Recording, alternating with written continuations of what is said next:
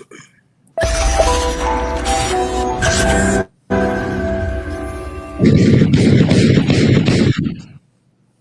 it do? What it do? Welcome to the show.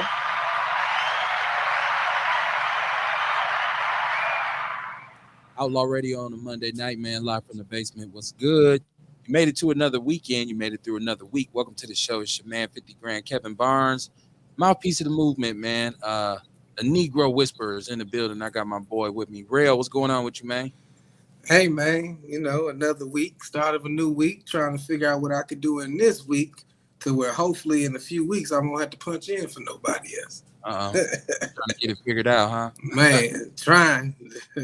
Welcome to Outlaw Radio, man. This is what we do on Monday night. We're live, talk a little shit, catch up on what happened during the time we was off.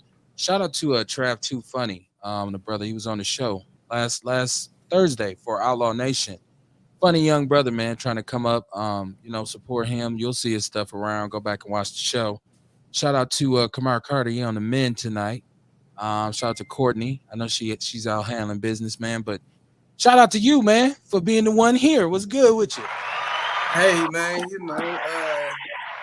tried to be productive this weekend, man, with that nice weather. So yeah, I had to hit the yard. I was cutting down trees, them trees that try to grow up against your house and stuff. So cutting those down, dragging them to the back, getting my garden beds ready. Ran to Home Depot just to see what trees they got out right now. Man, I had to stop myself from dropping the bag. They had cherry trees, pears, peaches. I'm like, yeah, I should be getting my rent money soon, so I will be back. You was about to go crazy. Man, especially when I seen them cherry trees, man. Speaking of the weather, man, you probably don't want to hear this as a gardener, man, but I'm glad it cooled off. Like, it was a little short, hot day, and shit went crazy in the city, man. Yeah. As man. usual, right? And it's funny that we talked about this last week. We talked about the fact that when the weather breaks, that the violence would come back, right? Yeah. Like we start talking about that, and then just when I said it, there we go. So, but prayers and condolences to anybody who lost somebody over the weekend, especially if it was by violence. I know there was a young a baby girl killed, a young sister killed. Her sisters were shot. I don't know if the house was sprayed up with gunfire. Today, a school bus rather was hit with gunfire. And but I just said last week on Outlaw Nation, like, at what point does it just become like enough is enough, right? Like, and so that's, if y'all got ideas, y'all can always call in. The number's 262-202-5131. Let me know, right? Because we all scratching our heads now, like, man, what we got to do something about this. It's crazy violence, man. But not to start off on a somber note, but we always got to give it up, man. So, like I said, rest in peace, man. It was a young brother killed. He was killed. I think he's a security guard at the gas station or something on 27th and Burleigh. It's crazy, right? Like 4 people dead. Hey, listen, we got to do something about it. Shout out to Ewalk the Great. He said Ewalk the Great up in here. Shout out to Control C. Yes, sir. Tyson Gassi. She said, we in the building. What's going on? Yeah. Man, shout out to the supporters. Shout out to the people who share the show, for sure, who watch the show. Go subscribe to our YouTube page if you really want to help us, right? And we do this like Monday, Tuesday, Wednesday, and Thursday, because I'm gonna do the Big Black Sports Show tomorrow night, and then we'll do Outlaw Radio again, and then we'll do Outlaw Nation on Thursday. I'm not even, people say, damn, but you don't have to watch every one, right? Watch one here, watch one there, back later on, watch a different one. See how you can maneuver, you can have different flavor, right? So we just come from the school of do for self, man. So we feel like we need to play our part in writing the narrative, right? If they're gonna try to write one, get one from the people. That's all we are. That's what we always say. Get it from your own people. Support us, right? Right. We're always building up something for somebody else. Let's get it, do for self. But yeah, man, violence over the weekend, man. It was a great day. It was great to, have, it's always a pleasure when the sun comes out. And I ain't gonna lie, like, I've always enjoyed Milwaukee in the summertime. Like, it's always been fun and shit in the summer in Milwaukee. But lately, there's always been some violence, but it seemed like the last few summers just been like, oh my goodness, man. Like, it's So, solutions. We're open to solutions on Outlaw Radio, man. If you out there listening, or you know somebody who might have some solutions, tell them. Tell them to call the show. Tell them to hit us up. Join the chat room. Chat room always popping, man. But yeah, 414, man. What they calling it? The Milwaukee Seven? Is this what they calling the brothers? All the brothers that's got the positions. The mayor and all these brothers, like y'all got y'all hands all up in this right now. Y'all in charge. What y'all gonna do? And I know they're gonna say, well, it takes the community has to, pitch in too, which I do believe, but I feel like something drastic, something outside the box, something. I always talk about getting at poverty, but I don't know if that's enough right now. Right? I always say, It ain't. jobs and da da da da, but it's something else going on here, man. And it really don't make sense. Like you got a small percentage of the population in our community that for whatever reasons is super antisocial. You feel me? Like they don't have no business commiserating with other people because they just don't have social skills. And then the dope game or drug game or pill game, whatever it is now, the little streets, we know about how the streets work, right? Like, and you in the game out here in the streets, so dirty because of surveillance and cameras and little small cameras that somebody can have over here. You could be on the phone and somebody can tape your conversations, like all this kind of shit. I don't even see how you make it right now in the streets. It's super hot. Everything is under surveillance. So that game is taking our youngsters from us too, because they out here shooting and looting, man. So, something going on, man. Something in the water, literally. Shout out to Robert Miranda, who's been on here, Flack and all that. So we gotta come up with some solutions, man. Um, I know you enjoyed your day out. You got to do some gardening, man. But I know when you seen the foolery, it kind of pissed you off. Yeah, it do. I mean, it always do, man. It just made me think about why I do what I do. I bet you if more folk was out there in nature and in the garden, what I'm saying, it's hard to be mad, G. It's hard to be mad out in nature. You know what I'm saying? Like I recommend most people start fishing. If you know how to fish, take your neighbor that don't know how to fish. Like put people back up on fishing and shit and gardening and see if that change. Because like you said, I don't think it's a poverty thing. I think it's now a mind state thing. Everybody is, I ain't gonna say everybody, but there's a lot of people out here angry. They angry at their position in life. They angry at some of the decisions they made that put them in the positions in life. And you know what I'm saying? It's hard to live out the golden rule of treat others like you want to be treated when you subconsciously hate yourself, because Right. then you gonna hate your neighbor. And I think it it gets back to a mind state, man. We got to heal people' mind state. Teach them how to handle some of their shit and heal. Because otherwise, you can have as much money. Look at all these folk that's rich and still depressed and shit, or suicide. It's like, so no, it ain't a poverty thing. It's a mind state thing. I still think poverty contributes to a lot of those things and makes them worse. I mean, So, it does. I mean, that's but, money is a resource. You know what I'm saying? but So you can get the help that you need or whatever you may need to feel better. So, but so yeah. I do think that there's something mentally here that has to be examined, right? Like it's got to be broken down because there's no way. Like our population here is not. We're I guess we're 40% of the city is what I'm trying to say, but it's not like we're New York or Detroit or Chicago or any of these super large cities. Per capita, our murder rate is ridiculous. If you look at, and I hate to use that per capita because I know that's how they kind of try to classify it, whatnot. But it's actually something to really take a measurement on the scope of the violence in our community. Like so, basically, what I'm saying is, if it's 40% black, 80% of that black population lives in an area on the north side. This is where most of the violence is, right? Like, so it's like, okay, this don't make sense. It's not that big. It's not a million people. So, we got to come up with something for this. Like people are really looking at this like, dude, I'm leaving this city. Like fuck this city. And so I don't know. We may get to the point of where we like a little Detroit. People just walked off from Detroit. They just took off. Just I'm gone. Left the crib, everything. We done. Like, so I don't know. I don't know. I don't know that we got as as much real estate, but I'm foreseeing that, and that's just gonna open up the neighborhoods to what we keep talking about when we talk about gentrification. So Exactly. it's all in the cards, I guess. But I guess I was kind of controversial the other night for asking the question out loud: is gentrification the only solution? I mean, when we looking at our community and we looking at what's going on, shit ain't getting better. So is it better to say maybe gentrification to clean it up? I don't know. Tell me what you think about that. I mean, gentrification is gonna clean us out of it, like you Right. know. What I'm saying? Yeah. So I mean, I'm on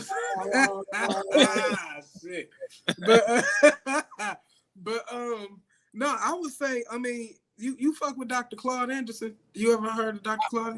I'm familiar with him. I'm familiar with that brother. Yes, I Okay, am. so Dr. Claude Anderson, he got a book called Powernomics, and he Mhm. talk about group economics and shit like that. So what I think of is, I mean, gentrification would bring a different tax bracket in, which can afford to take care of the area, and it will raise, things like that. But I think of if we do like other cultures where they go into other people's neighborhoods to make money in that neighborhood, but then they take it back to their neighborhood. You know what I'm saying?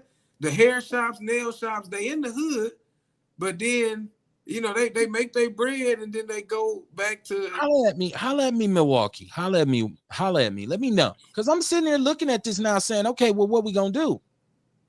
Because if it continues like this, it's gonna be even worse because it's gonna be everybody gonna be dead. Right? Like you literally won't be able to go anywhere in the city without some stupid shit happening. So and don't get me wrong, people say, Kev, you got to be tripping because there's a million different things we could do with the people, and we can go in there and we can do this and we can start this program. We've been trying this shit for like 50, 60 years. So I'm saying, what's the solution then? They got an old saying, either shit or get off the pot.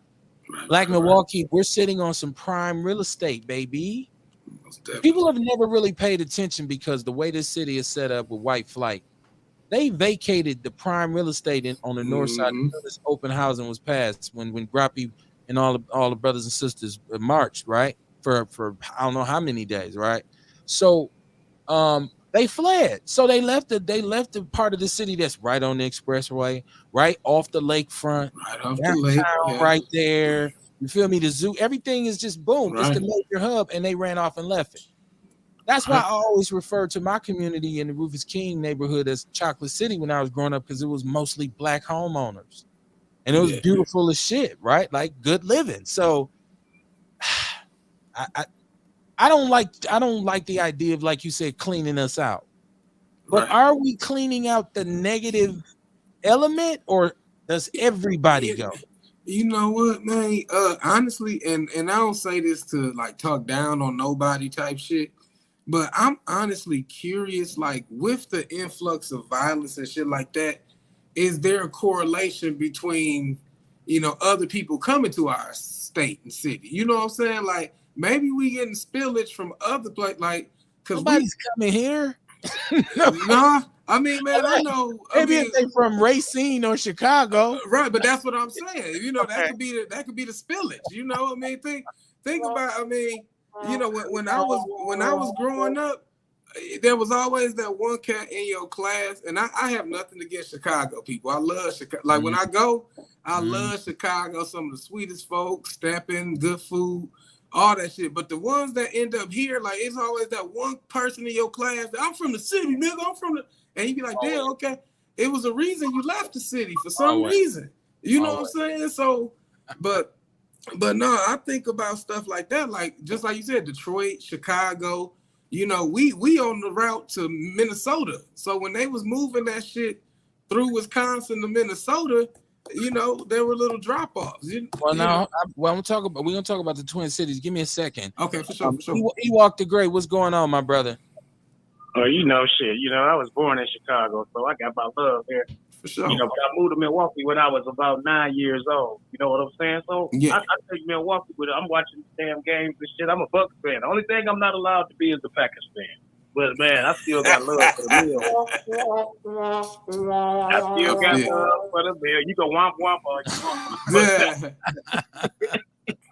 I still got love for the motherfucking meal, man. Shit, that's my shit. But For man, sure. like Short Dog said, man, it's money in the ghetto, man. And if everybody get on cold, you know what I'm Right. saying? It's real simple. If everybody get on cold, man, it wouldn't even take long at all to monopolize what you just said we had. You know what I'm saying? The shit Right. that is fucked up. We could fix that shit if everybody get on code. Right. I agree. I agree with you. Right. But the big task here is getting them on code. That's the hardest thing. That's that's not easy. That ain't simple mathematics, right? No So, doubt. You right. know what I'm saying? But I don't No know. doubt. Like I said, is gentrification the only solution? I mean, No. because if you black and you get your money up right now and take care of your business, you ain't got to go because It's 400 million people in the United States of America. You know what I'm saying? Some of them children, but you know, most of them adults. But you got all this division, man, and these cults and shit. All these separated. I call everything damn near like a cult like activity and shit. You know, for real. Even For the sure. churches. For If you sure. talk about you're going to hell, well, I'm going to hell, then I got a right to say what I'm talking about, man. I'm not giving the future my money. God damn it, you know what I'm saying? I'm not gonna follow no politician. Right. I ain't gonna follow. You know what I'm saying? I'm not no following type. You know, I ain't. You don't get nothing from me. What the fuck I get? right, You know what I'm saying? If I feel like you on cold, yeah, I'll be right next to you. But Right. that's my decision to make. But as far as following and that, yeah, let's go down. Let's climb the building. See, that's coach shit right there. so okay, so I mean, then how we get together then? If everybody's saying that, I ain't joining no group, I ain't joining no organization, I ain't going on no march, I ain't doing no demonstrating.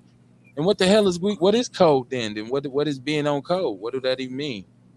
Well, you know what I'm saying. Guess what? It's people who got like minds get together and shit. You know what I'm saying? Ain't nobody trying to trick nobody, which is hard to do.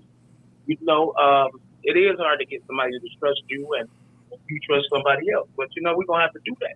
That's the only way to get on code. It's a trust thing. Yeah, man. Yeah. Man, this is misty, but it ain't realistic because I'm. All right, I'm gonna let y'all go. I want to hear what Real got to say about it. Got you, For got you, sure. For got you. sure. Uh, This is a touchy topic if you're from Milwaukee because now you're talking about what can we do, and I know we get to throwing these ideas out here. I'm talking about something that's doable that can kind of curb this craziness somewhere within the next year. So what you think, Rail? I mean, like I always say, it start with self, but then when you're speaking on organizing, we do get organizing. It's people like them cats you had on the show a couple weeks ago. Oh yeah, The Hill the Hood, I think it was. Like yeah, so yeah. it's cats out there organizing and mobilizing. There's resource centers for mental health. Like the resources are out there, but it's about motivating people to seek out the resources to want better. You gotta want better. You know what I'm saying? Like they say, you can lead a horse to the water, but you can't make them drink.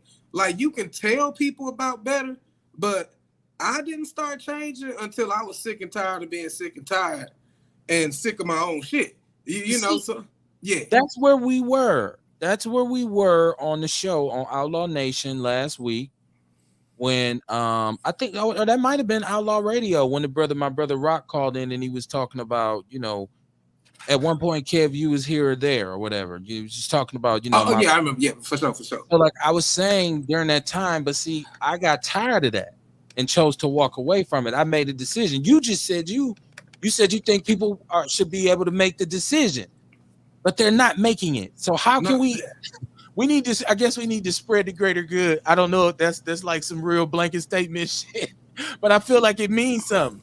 Meaning um, when I say we need to spread the greater good, we got to encourage more of us, more people in our community to say, I'm tired of this. I'm going to do something different. right. Right. And that's the thing. How do we get them to do that? Okay, well, I think about it like this then, just from a different standpoint. Like the kids growing up, they they had somebody to idolize. You know what I'm saying? Like, okay, so our era, our generation. Well, I can't speak for. I can only speak for myself. Like my idolization was the smooth ass niggas, the Max, the shit like that. So I've taken on some of that. Other cats got.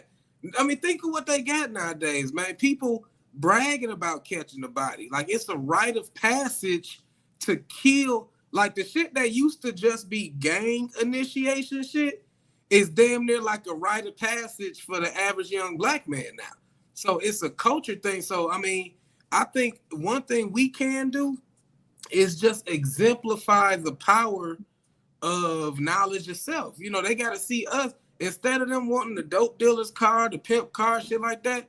Let them see men that are upstanding individuals who operating in their purpose, and see them succeeding and getting the cars and the houses and stuff off of moving in their purpose. Like we gotta take back I guess the idolization. Chat room on fire. Shout out to Earl Henning. Shout out to Courtney. Courtney, I sent you the link. I didn't. I thought I had sent it. So if I she think you wanted, sent it in the group one. Okay. Because I seen it pop up. Okay. I sent it. I'm so bad. I'm old, man. It's all good, man. Said they need to make better choices. Earl Henning and Courtney are agreeing. Courtney's saying I didn't. She said she didn't get it. It should be in the group. It should be in the Word Mob group, Courtney. I'm gonna send it again. Shout out to TR Arthur as well. But y'all welcome, man. Welcome to the conversation.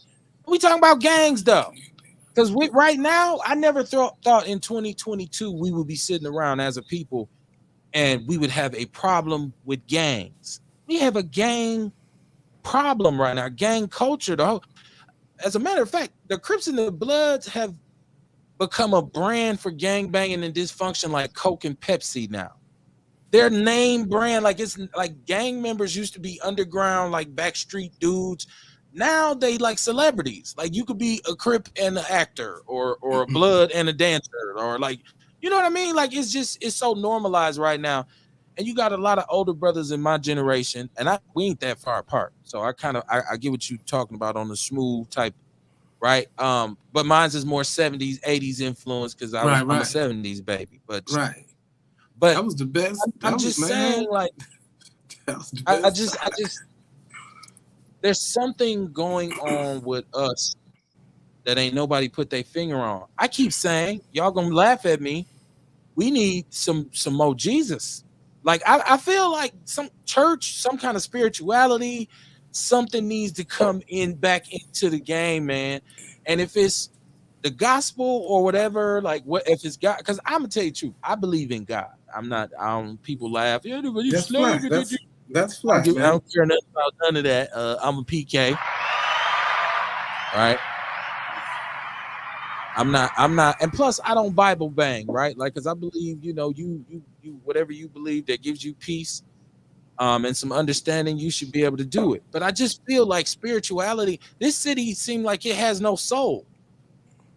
Right? Like there's no love. So there's no soul. Like you can't have soul without love. I'm getting a little spacey on y'all, but I'm saying I dig it has no soul right now. Like the black community here is not, it doesn't have a heartbeat like it should. Like, because you have some fringe groups and you have different organizations and everybody's kind of spread out, but there's no real sense of solidarity. I keep talking about intentional solidarity, like showing and proving that we are together.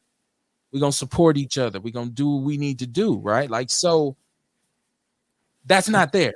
So the soul, and you would think with all these black leaders now, there would be something, but they can't really do it because they've all come in on the promise that they're going to be everybody's mayor.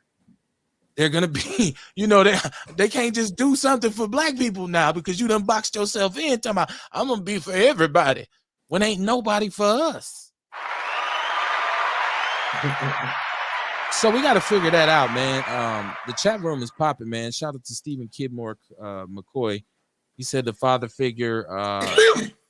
I mean, you think like even with spirituality, I guess you think about your daddy, the role that a man really should play in his household, right? Like we need to look at that role, because I've heard a lot of people try to downgrade it and diss it, it's just toxic masculinity, and then But when I see any place that's operating that has a lack of male influence in terms of a family or organizational structure when it comes for black people, it doesn't work. It's dysfunctional.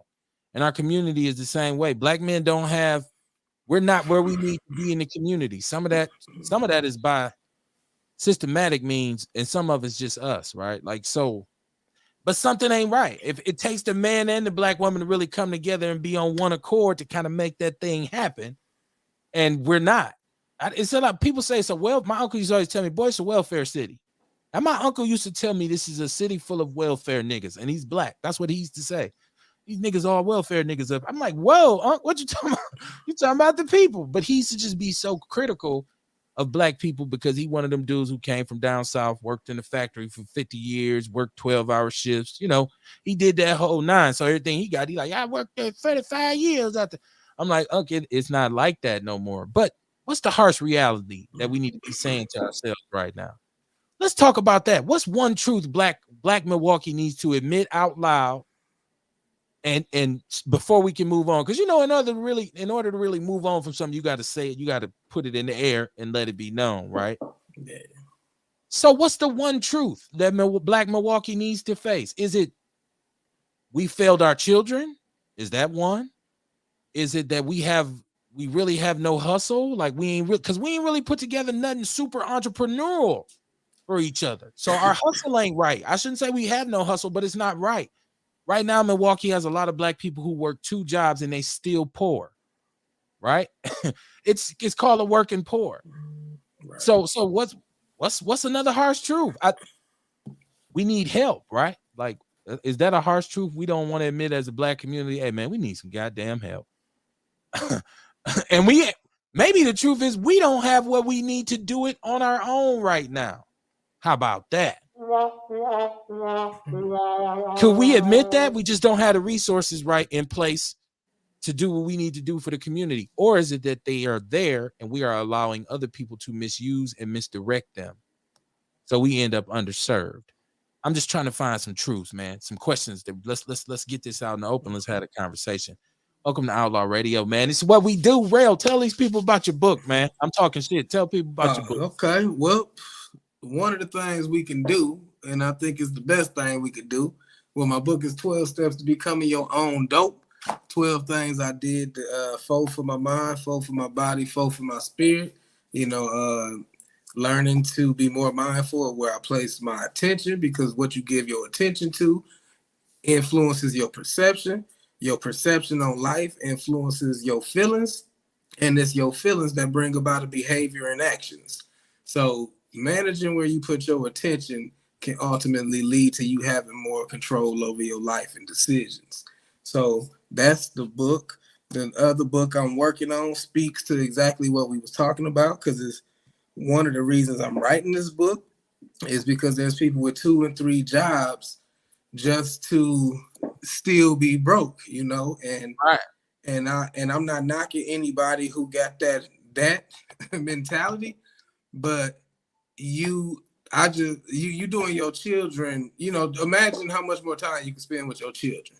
If you got the time in the day to work 2-3 jobs, imagine how much better off your children might be if you could dedicate some of that time to helping them with their homework, showing up to their schools and finding out how they doing in class. So, you might find time to have a side hustle. You might find time to get more financially literate because you ain't working goddamn 12, 13 hours a day, right? Like, I mean, once again, this is an open conversation. I'm not saying, here nor there. I want to know what the people think. Like, because when I ask those questions, I'm wondering, how much help do we actually need? Because I see money coming into the community, right? Like we talk about, and I used to talk about this all the time. The CDBG money, the Community Development Block Grant money, it might be up to like $19 million right now. It's federal acclimated money to service what's supposed to be the community, the inner city, right? Like basically the hood. And I know my observations of the whole situation was that the Common Council always kind of distributed the money and they did RFP hearings and whatnot. But when you look at our neighborhoods, does it look like there's $19 million being allocated to these areas per year? So then where's the money? At least tell me where you redirecting the money to. Like it might be something that's, well, we use that to do this. All right, well, tell me that. As Right. far as I know, Barrett would never even allow outside audit of it, right? And I don't know if how it's changed. If you know more than me, please educate me on the situation.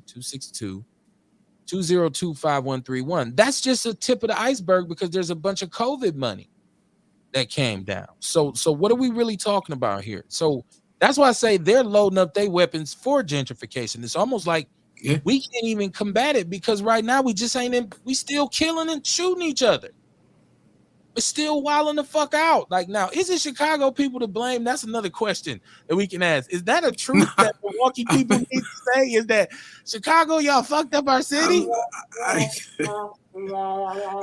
Is it time to put a cap on Chicagoans? Admit it to the city. I can't. You can't put it all on people. But people from Milwaukee sure love saying that shit. Like Chicago fucked our whole city up. I mean, some of the coolest people I met come from Chicago. Man. But I mean, it's a bigger city. I mean, it's a bigger city. You can probably get spillage of folks running from something from out of there, or right. and then the back and forth. They could come, or just like in Milwaukee, people could go back and forth, do something, and then just cross the border and hide out in a whole other state. What you touched on, even when I was young, I experienced that as well, where there was always a group of individuals who came over here from Chicago and they couldn't wait to let you know I'm from the city. And, like moving on street type shit where brothers here might have had a gun here, a gun there, but, we was fighting still. These dudes came over here with semi-automatic hand cannon type shit, right? Like, so, yeah, I mean, I don't know, people say they came for the welfare and all this kind of stuff. Chicago's always it's a bigger city though. It's so much bigger than Milwaukee. It's so many more people. You kind of expect those kinds of problems, but for Milwaukee to be the way it is, especially how they got us boxed in, it's amazing. Like you would think it ain't that many of us up here. We should be able to get a majority of this population on code at least, because you ain't gonna never get everybody together. We know that. And so I just feel like what's the solution? Because I'm telling y'all right now, the solution that they're coming up with is gentrification. And if we can't stop the basic killing, and a lot of us can't even open businesses in our own neighborhoods because of some of the crime, right? So but then I realize on a systematic level, there's a kind of thing about okay, police, can you really tell us what you're doing? Because I know I keep hearing that. Well, they said defund the police, so the police was like, "Fuck it, we just gonna let y'all get, we just gonna let y'all get fucked up." Then I hope that's not the case, right? I hope that's not what's going on. That the police just like let them keep saying defund us. We show they ass. We can be parked at the restaurant. Like it's crazy, man. Stephen, he said you'd be surprised. Stephen Kidmore McCoy, you would be shocked. I would be if they find out that there's officers who like engaged in that, they need to get rid of them, right? Like, because we ain't really had no cuts to their paper like that. They getting more and more money, so a lot of questions need to be asked. Milwaukee, we just need to start asking them. I like I said, man, there's something wrong here. You think about anything we try to do in this city, it goes kerplat, right? Like why were people so happy the Bucks won the championship? Because we ain't had no real good shit to happen in Milwaukee in so long. It's like we finally won something, right? Like, so it's a dark cloud. People call it a dark cloud, man. Earl Henny said free donuts. That's all I'm looking for is free donuts, right? I honestly thought it was gonna, bring more money to the city. You know what I'm saying? As somebody they made a shitload of money. Right. So I was looking at it like, okay, while people down there in the Deer District, I need to have a backpack full of books and CBD, trapping like the old days. Oh yeah. That's how I look at it. Like money, it's gonna bring money. Let me get these cigars popping. we said mental health, and like I think we kind of jumped over that a little bit because we hear that so much. I had comments in the chat room where people were saying most of these people who's committing these crimes ain't got no mental health issues anyways. Like, but I think you do have a lot of it's fear too, and that's another thing. A lot of this is fear on because you think that every dude in prison is hard because he done a crime to get there, right? That's not the case. It's a lot of dudes in there who just bugged out on some drug shit or just did something because they were scared and they end up in there. You got a murder, you in there. Just because you in now, don't get me wrong, there's some dudes in there who would take your shit. But I'm saying there's a lot of scared soft dudes in prison too. So what you get is in our society right now, you get a lot of scary dudes. You got a lot of scared cats who just they gonna go get the gun and just let it fly because they don't want to take no L. Right. And then you get dudes who scared, so they protecting themselves. Like, man, it's dangerous over here. I gotta have this pistol. And it all just end up in just us shooting each other up. Now you getting to the point where the guns is getting too big for little hands. That's why that's why school buses getting hit. That's why these little sisters in the house or whatever in the house gets hit. You who's shooting blindly into a house? That shit happens every day here. Who the fuck is driving on the expressway doing 60 down the highway, busting out the window at each other? That shit happens every other day here. The goddamn stretch of freeway on 43 ain't but what is it 20 block? Like it's not like the loop and shit in Chicago, right? Like so, and people riding on there shooting at each other. It's just crazy. So solutions is what we looking for. We need to do something right away, man. And how do you get this negative element out the community? If you don't gentrify it and just come through and sweep, like if you got crabs, you cut all your hair off, don't you? I don't know. I've never had crabs. I was asking you, Rail. I was asking you. You know what, man? I never experienced that, and I appreciate. I'm thankful that I haven't. You know what Right. I'm saying? I've experienced some things, but it wasn't none of them. I see you got your Shirley Temples on the thing tonight. Like, yeah. Oh yeah, I took the braids down, man. They was getting frizzy, so I said, "Fuck it." And Ain't it funny how brothers with long hair always strategically do this when they talking? I don't know if it's to get it out their ears. I have to get it out my. You know what? Funny shit, man. I actually don't like long hair. Like that's why I was glad my dreads got long enough to put in updos. Because I hate hair touching my face. I hate hair touching my neck. It feel like a mosquito or something. So, so I'm about to get this put back up as soon as possible. So yeah, it's irritating me right now. Thought you was on your suave Barry White tonight. You had your arm in the robe on my Drew down.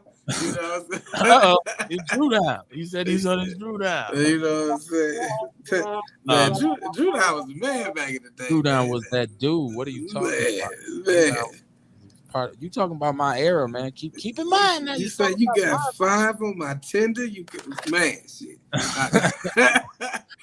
But yeah, we need to get motherfuckers back to idolizing us. You know, men who hold their household down, men who take care of their family. You know, shit like that.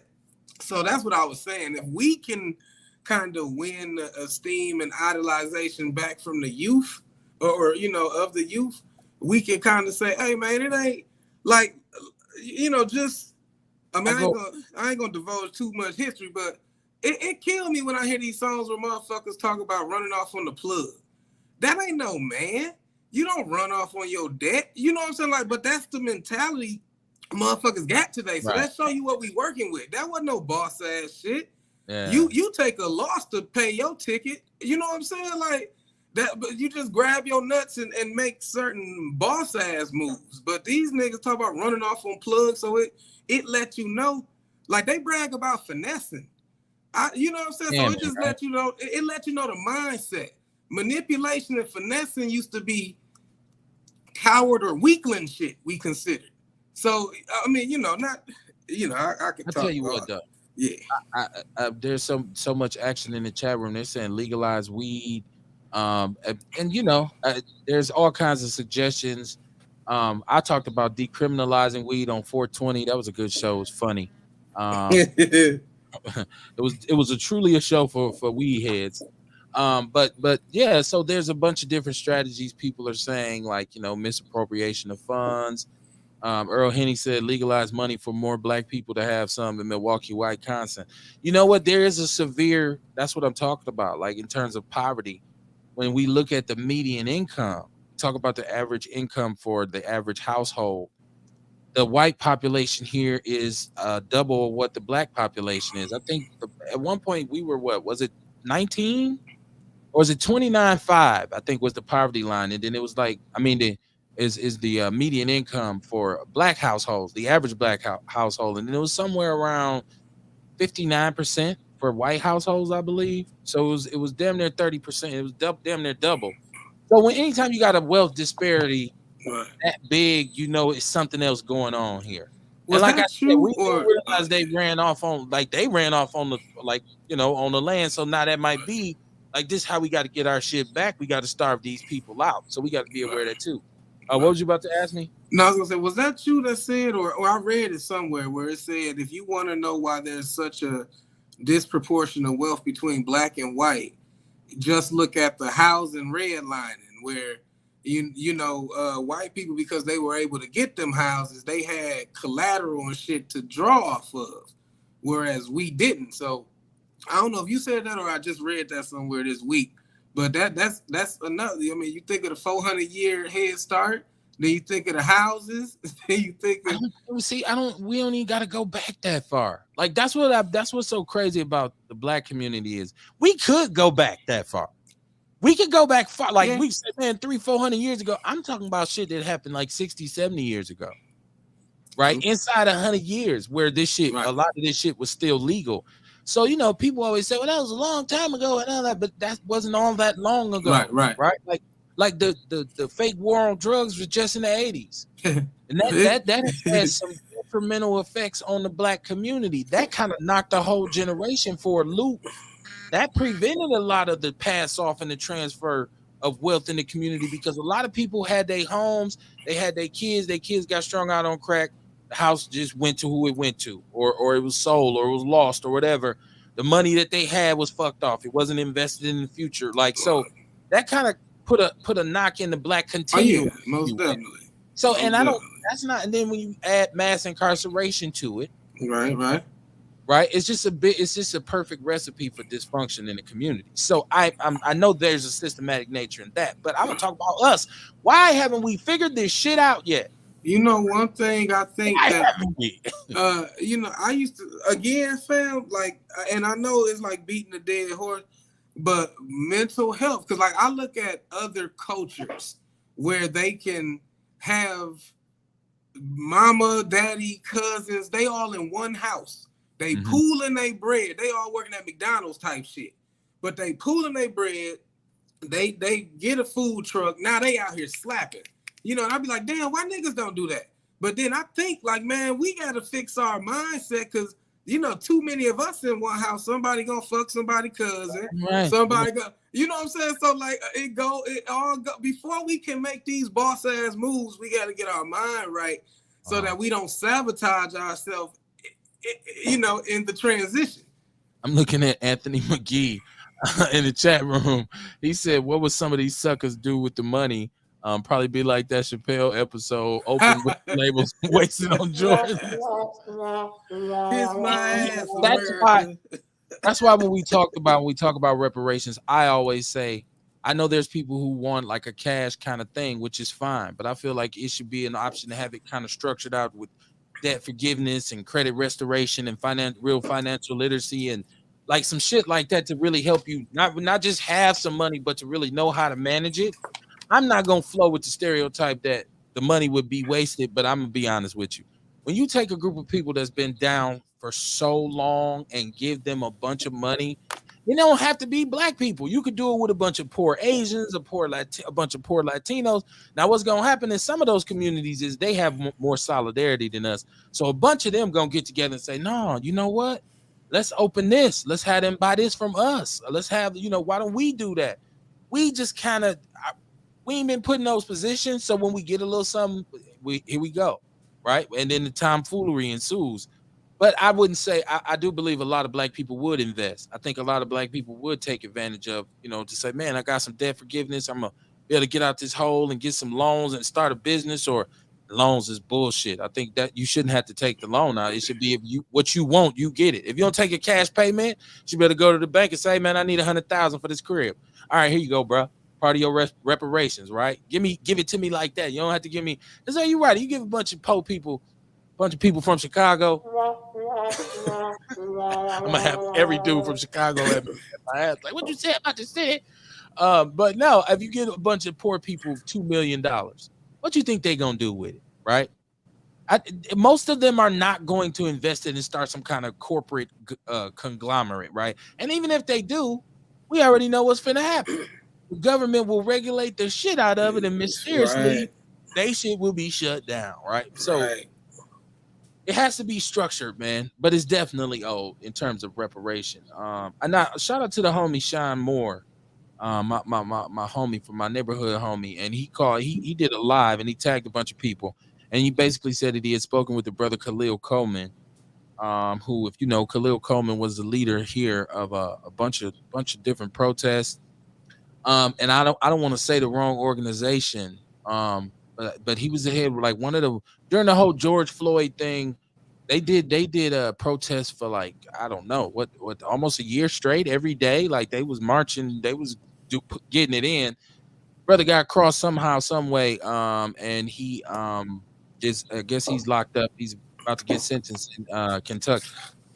His story is in the People's News Network, but I guess my point is, Sean Moore had put up a post today asking the people that he supported, um, to, show him some love while he's up there. Just reach out to him. Just keep up with him. I don't know that he was asking for anything monetary, but so all you like, and a lot of the politicians that have recently gotten in office worked with him on a lot of different things. So we gonna see. This is might be the first test to see if all these black leaders is black leaders, right? Like who gonna drop a kite, right? Like who gonna hit that? Who gonna hit his hand, man, and help him out? I don't know, to help him take care of his family, whatever. So shout out to Sean Moore, shout out to Khalil Coleman, man. This is what happens, man. So if you know that brother, get in touch with Sean Moore. Like I said, it's in the People's News Network. I know he said that at one point there was somebody scamming in Khalil Coleman's name, and they was asking for money and it wasn't him. So it's crazy, man. Shout out to Dre Day, who's in the chat room. He said, we too far from the struggle. Poor Mexicans are running every day and they come get straight to the money. This generation feels entitled. There we go. There we go. Shout out to Dre Day, man. Shout out to Dre Day. Because I like it when we extend the conversation about where we're at. Like that describes a certain mentality too. That Right. why does this generation feel entitled if we come from the struggle? Is it because we saying we should be getting reparations and they taking that to mean they're owed something? No, you're not owed shit. And the only reason we should receive it is because of the sweat our forefathers did, right? So if they was alive, we wouldn't get shit. We're not owed shit. We deserve shit. We just didn't get paid. We're when I say owed, I mean entitled. Like I don't have a sense of entitlement. I just feel like America owes me.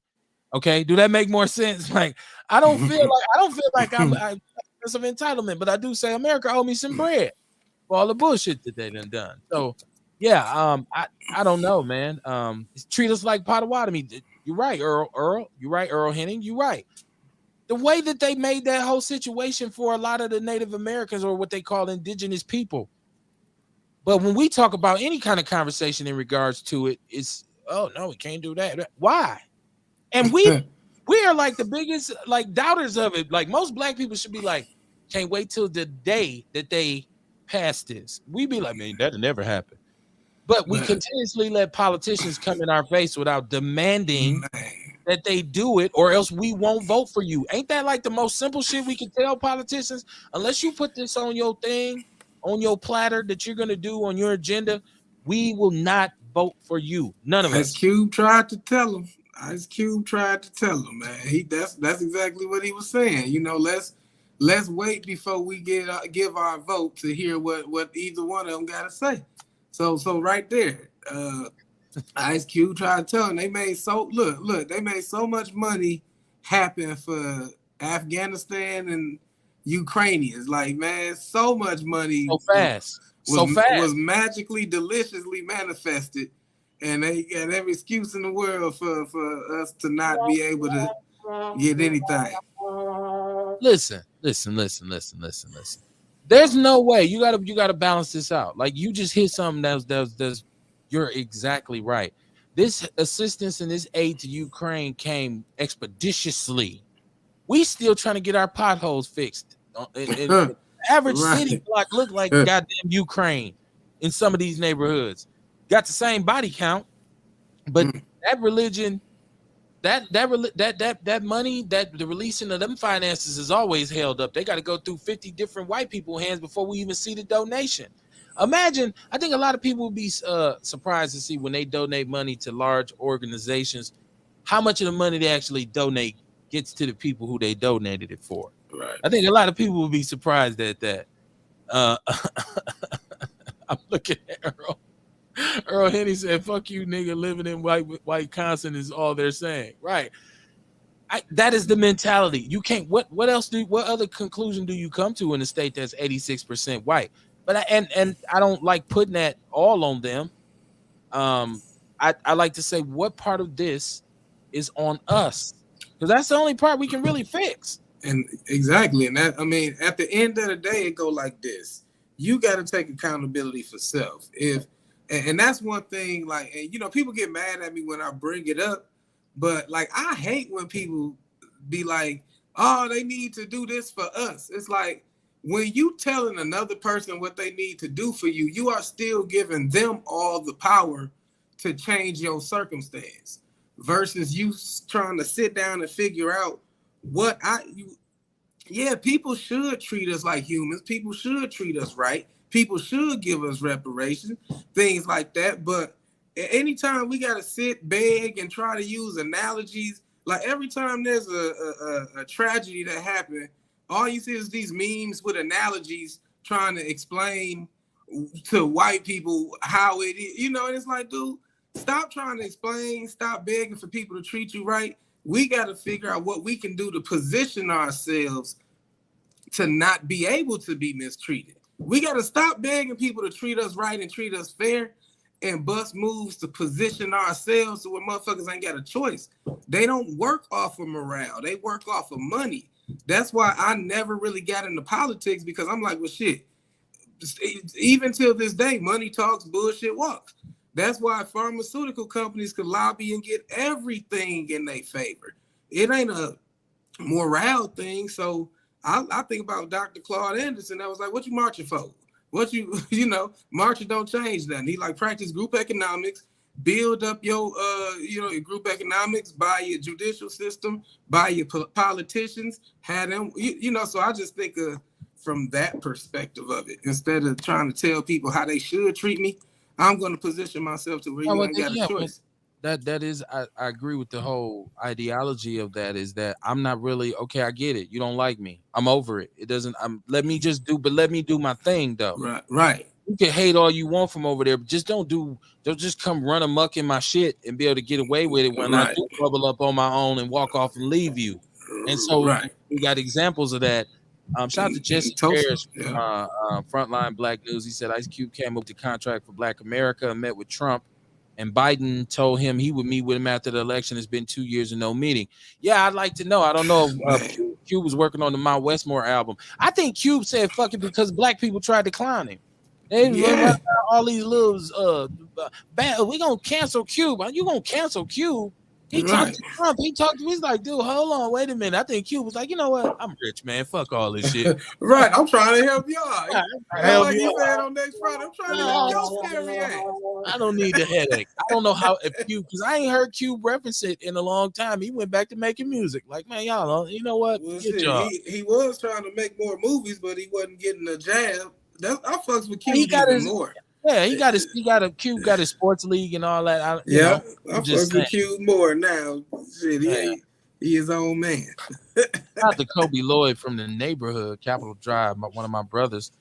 He said, we've been on this planet millions of years. We are the original inhabitants of this universe. I ain't never seen the slave ship museum at the Smithsonian. You know, they mysteriously, there is not a whole lot of slave ship ruins that they brought up. They done went and found the Titanic. They done went to all these places and got all these sunken ships. I think they have that we did a report about 3 weeks ago about some sisters down south who are scuba divers. I can go back into the People's News Network, but they do training for black divers because they're down there and they bring up artifacts from the ruins of a slave ship. Now I don't know if the slave ships were gutted and turned into some other kind of ship, or If they really got rid of them once it was banned. So if you got knowledge of where are the slave ship ruins, or some people say what no slavery. Let me know how you feel. I'd like to know what happened to them. Why is there so they don't come up with those wreckages or those ruins. Where they at? They recommissioned them. So Earl Henny said, like I said, some of us started to try and help with Legacy Bank, and look what happened to her from them. Legacy Bank is a tragic story in Milwaukee. Oh my goodness, man. And it I ain't was never heard the story. man, a black bank, Legacy Bank was right here in Milwaukee. On Fond du Lac? Yeah, black Okay, bank. yeah. And, people were going there getting their mortgages and all this kind of stuff. And I don't know if the investment was just not there necessarily from the community, because there's been accusations that there was some mismanagement. But then I hear a lot of people say black people here didn't, because we got our money in Chase and everybody and everywhere else. I think they fell short of having enough money on hand. Let me see. Shout out to Dr. Claude Anderson. Jesse Parrish is agreeing with you. Shout out to Ewok. He said Q waited too late. Plus niggas was just sick of seeing Trump orange. Serena said, "Oh, I see is the cause Ewok is nutty buddy, man." That's hilarious. He ain't lying. I'm telling you. And you know what's the crazy thing though? Like, you could damn near pinpoint out more that Biden and Harris did to niggas than you could actually say Trump did. You know what I'm saying? Like, I don't know. I don't think Biden's done shit for or to black people. He hasn't really done anything. But people just like, we got it. Like, everybody I talked to that voted, they didn't know no policies, nothing. They just like, I just got to get him out of the office. And you know me, I'm a student and fan of propaganda and how you use the media to manipulate the masses. So I know one thing about black people is we some passionate ass people. And when other people learn how to misuse our passion, they manipulate the fuck out of us and always leave us ass out. They manipulate us, get to where they need to be, and leave us ass out like always. Okay, first of all, I'm one of them people, because I've admitted many times on here, I didn't really care about Biden. I wasn't a fan, wasn't a supporter. Don't care about Democrats, don't care about Republicans, none of that. Right. But I was just tired of Trump. And I felt like white people's attitude under Trump was just way out of control, right? Like, and it was when I seen it was just them. It was just right, but it was him being he activated a lot of them. I feel like I don't know. You know what? Prior to Trump, it took at least 3 of them together to get that. You know what I'm saying? Right. And with him in office, one of them felt bold enough to get you that. Walk around this motherfucker like but I mean, that's how they felt on the inside. I guess they was just more inclined to show it because they, I don't know where people think these Karens and whatnot that we see now. Where y'all that shit's some Trump shit. Don't get me wrong. White people have always kind of white people invented make a citizen's arrest. Like what the fuck is a citizen's arrest? Like, so, but I'm just saying, I couldn't take the white. And then when I seen what happened in the it wasn't a surprise to me because it was like building up to that the whole time. So. Yeah, I was ready to see Trump go. I'm not gonna lie. I did vote blindly. People say I spit in the wind. Earl said I didn't see. I don't see anything but to help black folks around Milwaukee, Wisconsin, living in the bad zip codes, and they want you to believe otherwise. Jesse Parrish is agreeing with you. Said facts. Child he said Trump stopped the outsourcing of our tax dollars. Listen, I'm sure Trump did some. People tell me all the time he started this program, he started that program. I thought about it long and hard because I'm not an impulsive cat. And like Rail said, I pride myself on being informed about situations and educated, especially when it comes to something like where I'm going to cast my vote. I really made up my mind that I was done fucking with Trump. Like at a certain point, it just got to be. And I would hear black people say, nah, like we getting it wrong. We letting the media kind of, I said, nah, that ain't the media doing this to me. I don't like dude. Like, so it just, Oh no, for sure. And you got every right to, you know what I'm saying? I ain't saying it was a right or wrong thing. I'm just saying people learn how to use our passion against us. Now, me personally, I think of what Malcolm said when he said, Republicans are brute wolves, Democrats are sly foxes. They both gonna show you their teeth, but the fox gonna convince you he grinning. Like I respect the enemy that let me know he my enemy. versus the motherfucker who chin and grin while he knifing me in the back. So that's why I fuck with the whole Trump era, because it made white people show me what the fuck they was about. Versus, you know what I'm saying? I like that. Show me my enemy versus you trying to be my friend, because I can adjust. I get that too. I get that too. I just, I didn't like that. It was a lot of heat coming off the end of that. Oh no, for sure. And I respect your decision, man. And will fight for that motherfucker for you to do it again. Right. Shout out to Tiarsha Arthur. She said one of the slave ships was, I know it was down south somewhere. She said was located in the river in Alabama. It was discovered still mainly intact. I know that there's some ruins somewhere, but you don't see the exhibits like you. Well, they'll build one and say this is what it looked like. But when they come to them old ass exploration ships, they be having the whole. Well, this is the actual wood. So like, where are these slave ships at? I mean, I heard. I think it was KRS-One, because he a dope ass lecturer. Like I fucks with KRS-One more on his lecture tip than his rap tip. But he was saying slavery back then was almost like the penal system today. You know what I'm saying? Where it was like, don't think every black person over here was, like I said, along the Mississippi River, that was the Nile. There's artifacts of Egypt in Illinois, and following go all the way down to Louisiana and the Mississippi. There's African artifacts. So we were here. Some of us was brought up, like they said, like KRS-One said. He said, just like today, it's all kind of black people here, but you don't see us rushing prisons to break out our brothers and shit. They was like, so, that's probably how it was in the slavery days. Some people was over here slaves and they were black folks, whereas there was other black folks that was free, that didn't really, they was just people.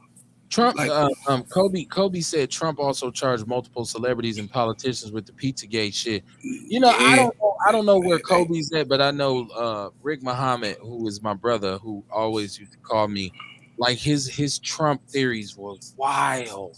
And his brother's a Muslim. That Pizzagate shit ain't no theory, man. Like, but a lot of it is actors end up dying and shit. Look up that adrenochrome shit, man. It might trip you out. Yeah, but it's discredited in the fact that the restaurant, the people, like some of the conspiracy theorists talk about, it's not where it's supposed to, where they said it was. So I don't want to get into Pizzagate, but it's right. If you start hearing, like I'm telling you, Muhammad used to hit me with some, he used to tell me like, everybody was a clone and they was all in Guantanamo Bay and Trump was going to be the hero of the new world because he was singling molest. I'm like, no. See, I don't know about all that. Dude. I'm trying to tell you, he has called the show, man. People used to be tripping out. Like, what is this dude talking about?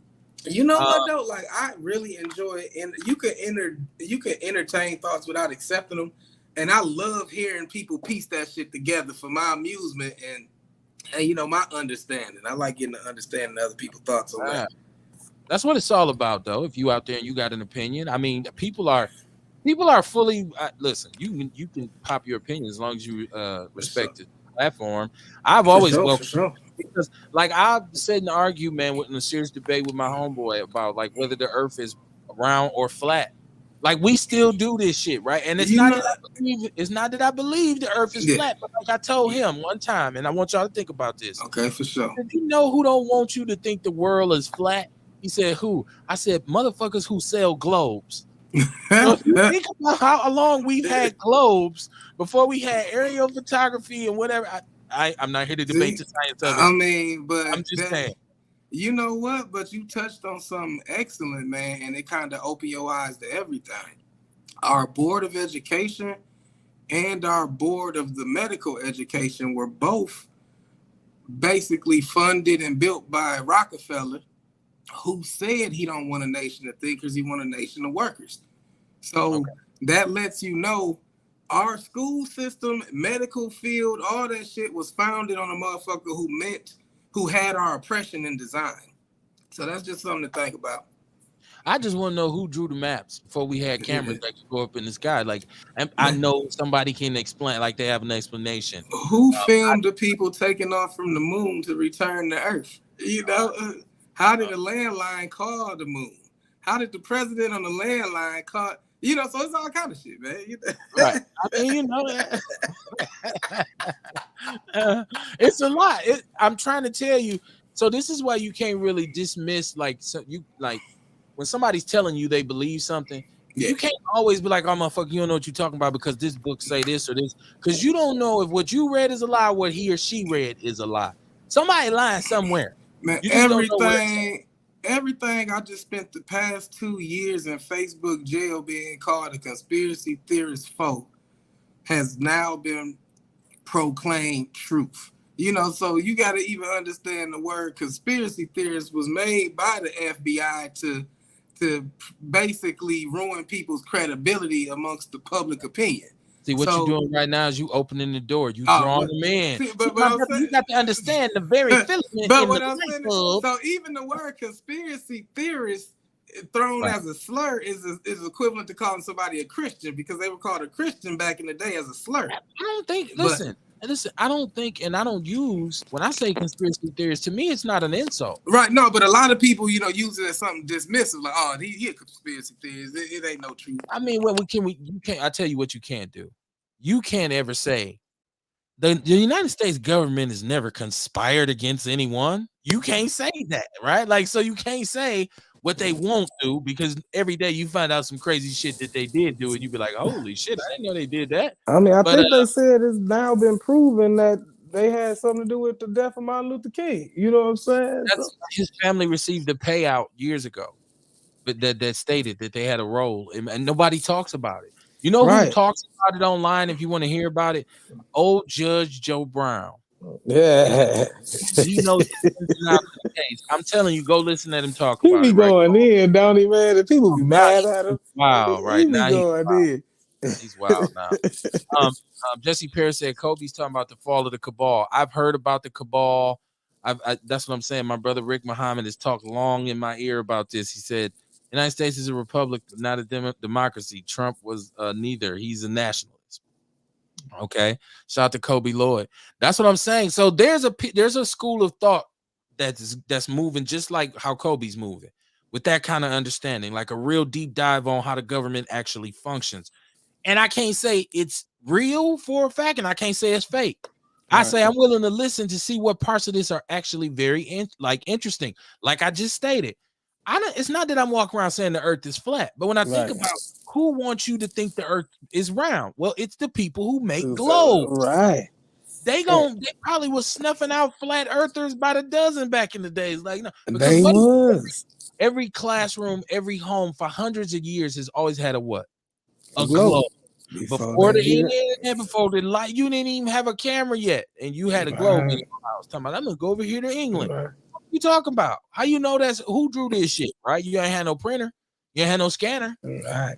I mean, And then just to make sure that nobody came with a different train of thought, they killed you. Remember when back in the day they said the sun revolved around the earth, and when motherfuckers said it didn't, the church killed them until they proved that the sun was the center of the solar system. right. T.R. Arthur said the astronauts already proved the Earth wasn't flat when they went into space.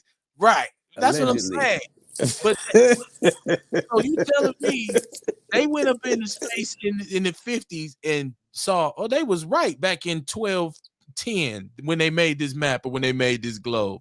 There's no way they could have been that spot on accurate. I'm just saying. I don't know. Man, it be amusing to talk about to me because when you think about it, this phone got more technology in it now. Like to have this technology back in the day, they were talking about space travel. You would need a football field of computers type shit. Yeah. That's why I always not that leads me in my next thing about aliens, because I always believe that, could that cross engineering where the aliens have shared some I ain't gonna go into it. The Anunnaki. Crazy. Yep. Oh yeah. A conspiracy theory I came fucks with it, from man. Jesse Paris said conspiracy theory came after and from the JFK Yeah, assassination. exactly. Oh yeah. When people start talking about the magic bullet, they start Yeah. labeling them conspiracy theories. People brains came up missing and all kinds of stuff. Look, it's a It's lot. wild, man. Man, you can go crazy just sitting around watching YouTube if you really start and you start Yeah. hearing all Once you watching go these down that videos, rabbit hole, man, you be man, like, damn. it gets deep, and you be like, you'll talk to somebody who be like, man, I was watching it. Next thing you know, they reading books. Mm-hmm. It's crazy. I mean, Um, Buster on Rhymes here, always talk about behold the pale horse. a lot of them rap groups like Busta Rhymes, I think Goody Mob said Busta Rhymes gave Big Gip Behold the Pale Horse, and that's why they started talking about shit like that. You know, like the same stuff Busta always been talking about. Yeah, man. It's a lot. Austin Dewar came on here. He said it's a lot to unpack. I see the FBI are investigating this punk ass cop dude from Kenosha, who's an off duty officer who was working in the schools, and he put his knee in the on the neck of the 12-year-old sister. He's breaking up Mm. a fight. They declined to charge him or whatever, but I guess the FBI is stepping in saying they're gonna see if he violated this little sister's civil rights in any way. So good for them. I'm glad they charging him. After all this damn time, you still what kind of dumbass after all this happened would still put their knee on the back of somebody, especially a little 12-year-old girl. This dude should never be allowed to carry a badge anywhere. He shouldn't even be able to be a security guard, right? Like, come on, man, that's just dumb. And then we say, well, he just gonna recycle him. They're just gonna recycle him, meaning they're just gonna send him somewhere else to be a cop. He'll go from Kenosha to Waukesha to some other little town, Little Shoot or some up north. He'll be in law enforcement. This motherfucker put his grown ass knee in a 12-year-old girl's neck and was sitting on her for a minute. I think he snapped and remembered that his motherfuckers in here with phones and shit. So, but yeah, they're investigating him. I hope they charge his monkey ass, man. Did you see Mike Tyson go postal? You know what's wild? Like, I mean, not wild, but Mike always like people fuck with Mike because you know he got a hold of weed and mushrooms and 5-MeO DMT, and it made him like a monk now type shit. But he's still Mike Tyson. I've seen him get that dude, but he had a quote before like the internet made people too comfortable with talking shit without getting hit in the face. So Yeah. And I mean, this dude who was messing with Mike is a whole ass clown, like a crow. Got a long list of crime. This it's a good thing that they did to him what they normally do to brothers. Where as soon as he got some shit, they put all his business out in the street about how many. And he was knotted up. But I mean, let's be honest, Mike wasn't really handing that boy nothing, man, because he would have been not told. not like he could have. You know what I'm Yeah, saying? I Not mean, like he could I, have. look, check out the Big Black Sports Show tomorrow night, and we talk about this. I'm talking about this on the show all the time about racist white sports fans. Like these are the because you rarely see a brother who gonna like heckle Mike Tyson on a plane, right? Like it's usually some drunk white dude. You look at the baseball games, the hockey games, except for like the Raider games, where for some reason Latinos go absolutely batshit crazy and go to whooping everybody ass. White racist white sports fans are the ones who kick up the most dust about everything. They're the ones who put the most kicked up the most dust about Colin Kaepernick when he first just took a knee and said, "Look, we got to do something about this bullshit that's going on." Like, so what the hell is up with just drunk white dudes? I guess it goes back to that sense of entitlement again, where they just feel like I'm making sense. Hey, buddy, listen to me. You turn that down.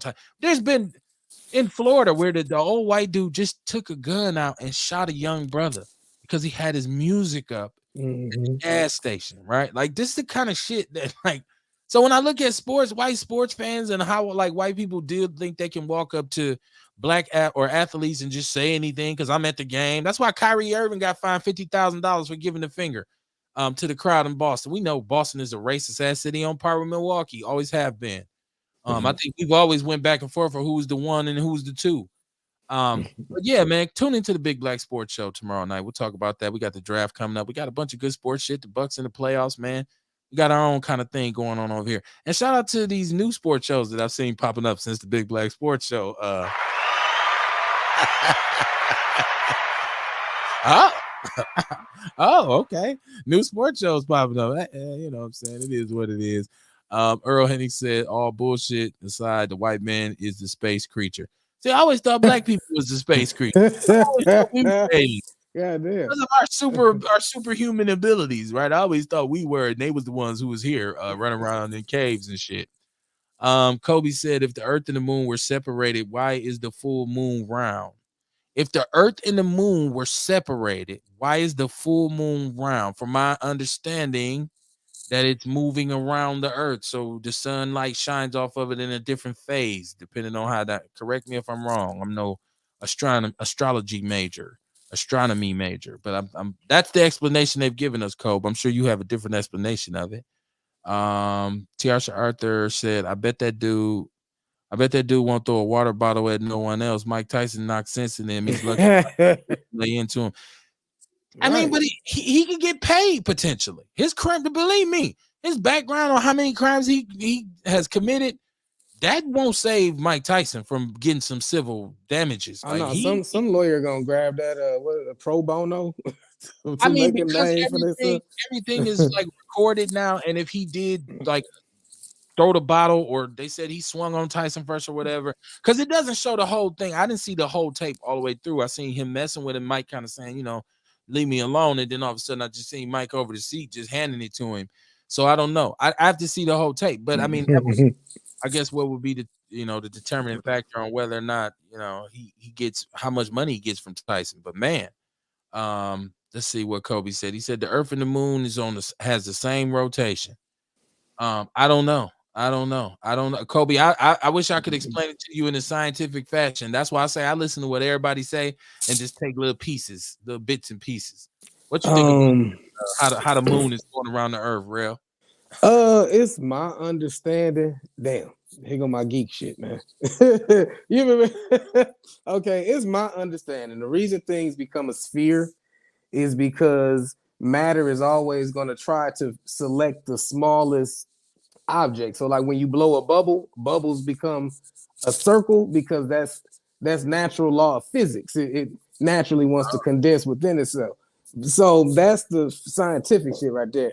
But I mean, I can't tell you whether this bitch is flat or round, but I know it's being ran into the ground by the wrong people. So it don't matter what shape it is if we don't get this motherfucker back in our control. So that's how I look at it. Like I think all that shit is isms and schisms to further keep us divided. No Uh-huh. matter what shape it is, there's a certain power that came into power 6,000 years ago. And ever since then, this motherfucker been getting ran into the ground.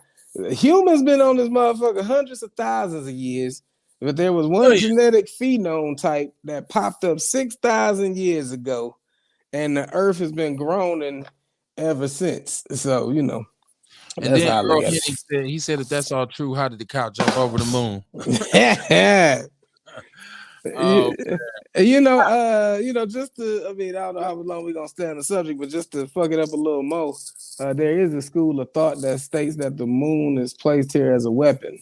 It's called the Saturn Moon Matrix. That when people die, their spirit is recaptured and put back into another body because Earth is actually a prison.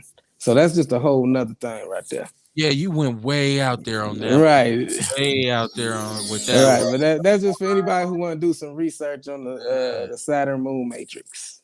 Nah, I wasn't even that deep. I was just about to Right, say, right. Evers, so they've announced that they're going to give 110 million more dollars to public schools. And I think MPS is going to get about 9.6 million of this money. MPS already has a $2.5 billion budget. I want y'all to just let that sink in for a minute. MPS has a $2.5 billion budget, right? I don't know how everything is spent. I don't know what the bills is, but I'm telling you right now, with a $2.5 billion budget, we should have a well-functioning school system that's servicing our, Man. and not only that, being a support for the community. Now, we've talked about this on the show, and shout out to Beverly Williams, who's been on here, who has been real hot on the heels of MPS for a lot of the dysfunction that's going on. So they're calling for the superintendent to step down. It's a bunch of allegations. I would say if you go to the group, go to the Facebook group, take a stand today and always. But I'm just saying, 100, you're gonna give them 9.6 more million dollars. And they already have a $2.5 billion budget. We should have so much more going on in our school system with our kids. But what are we getting for $2.5 billion? And the MPS is saying, well, we're going to give the money we're going to raise the pay rate for the teachers in the area. That's what we're going to do with this money. I mean, we gonna the system, I should say. All the systems teachers would get raises. But I'm like, Man, that'd be cool though, because teachers, man, they get shit. They got to be the kid's parent, the mediator, the referee. Like, man, like that's a noble ass job. I be seeing teachers like pay for shit out their own pocket. So that'd be dope. I mean, how do I get into school? How do I get my curriculum in these schools to teach emotional intelligence? Maybe maybe that's what we can do with some of the money. Let's catch them young, teach them no, knowledge of self. don't get me wrong, it's a way to get that done. We can Oh, talk okay. about it off the air because that cats do Oh, it all the time. okay, for sure, for sure. Because it's money there. But okay, so what I'm saying is, I'm a former school teacher. I taught for NPS for Oh, 6 years. okay. Damn. Yeah, so I Hey, know man, all about. shout out to you, man, because that's I'm here to tell you. People talk about how shit. much money teachers make, but there's some teachers who make good money. I'm just gonna keep it real with you. And some administrators make money. Principals make bread. Here's the deal: a lot of time spent. It's a job that takes a lot of time and a lot of sacrifice and a lot of commitment. And so, but 9 months a year, you got your three, and then you can once you get good, once you get at it, you're not teaching, you're not putting as much time in because you're getting paid more for your value. Okay. They don't get rich. Don't get me wrong. You Right. start off pretty. It's modest, but it's not the worst job in the world to have. A lot of NPS teachers will tell you, "I'm I doing all right." mean, man. And uh, once you get a master's degree and you start moving up. So, yeah. but I do think, okay, there's nothing wrong with giving teachers more money. Yeah. There's nothing wrong with that. But at the same time, how can you have so many failing schools? Statistically, logistically, our school system is failing. The achievement gaps, the learning achievement gaps between us and our suburban counterparts is horrible. $2.5 billion, and you haven't not listen. That whole COVID thing was a debacle, and I'm Yeah, saying it was.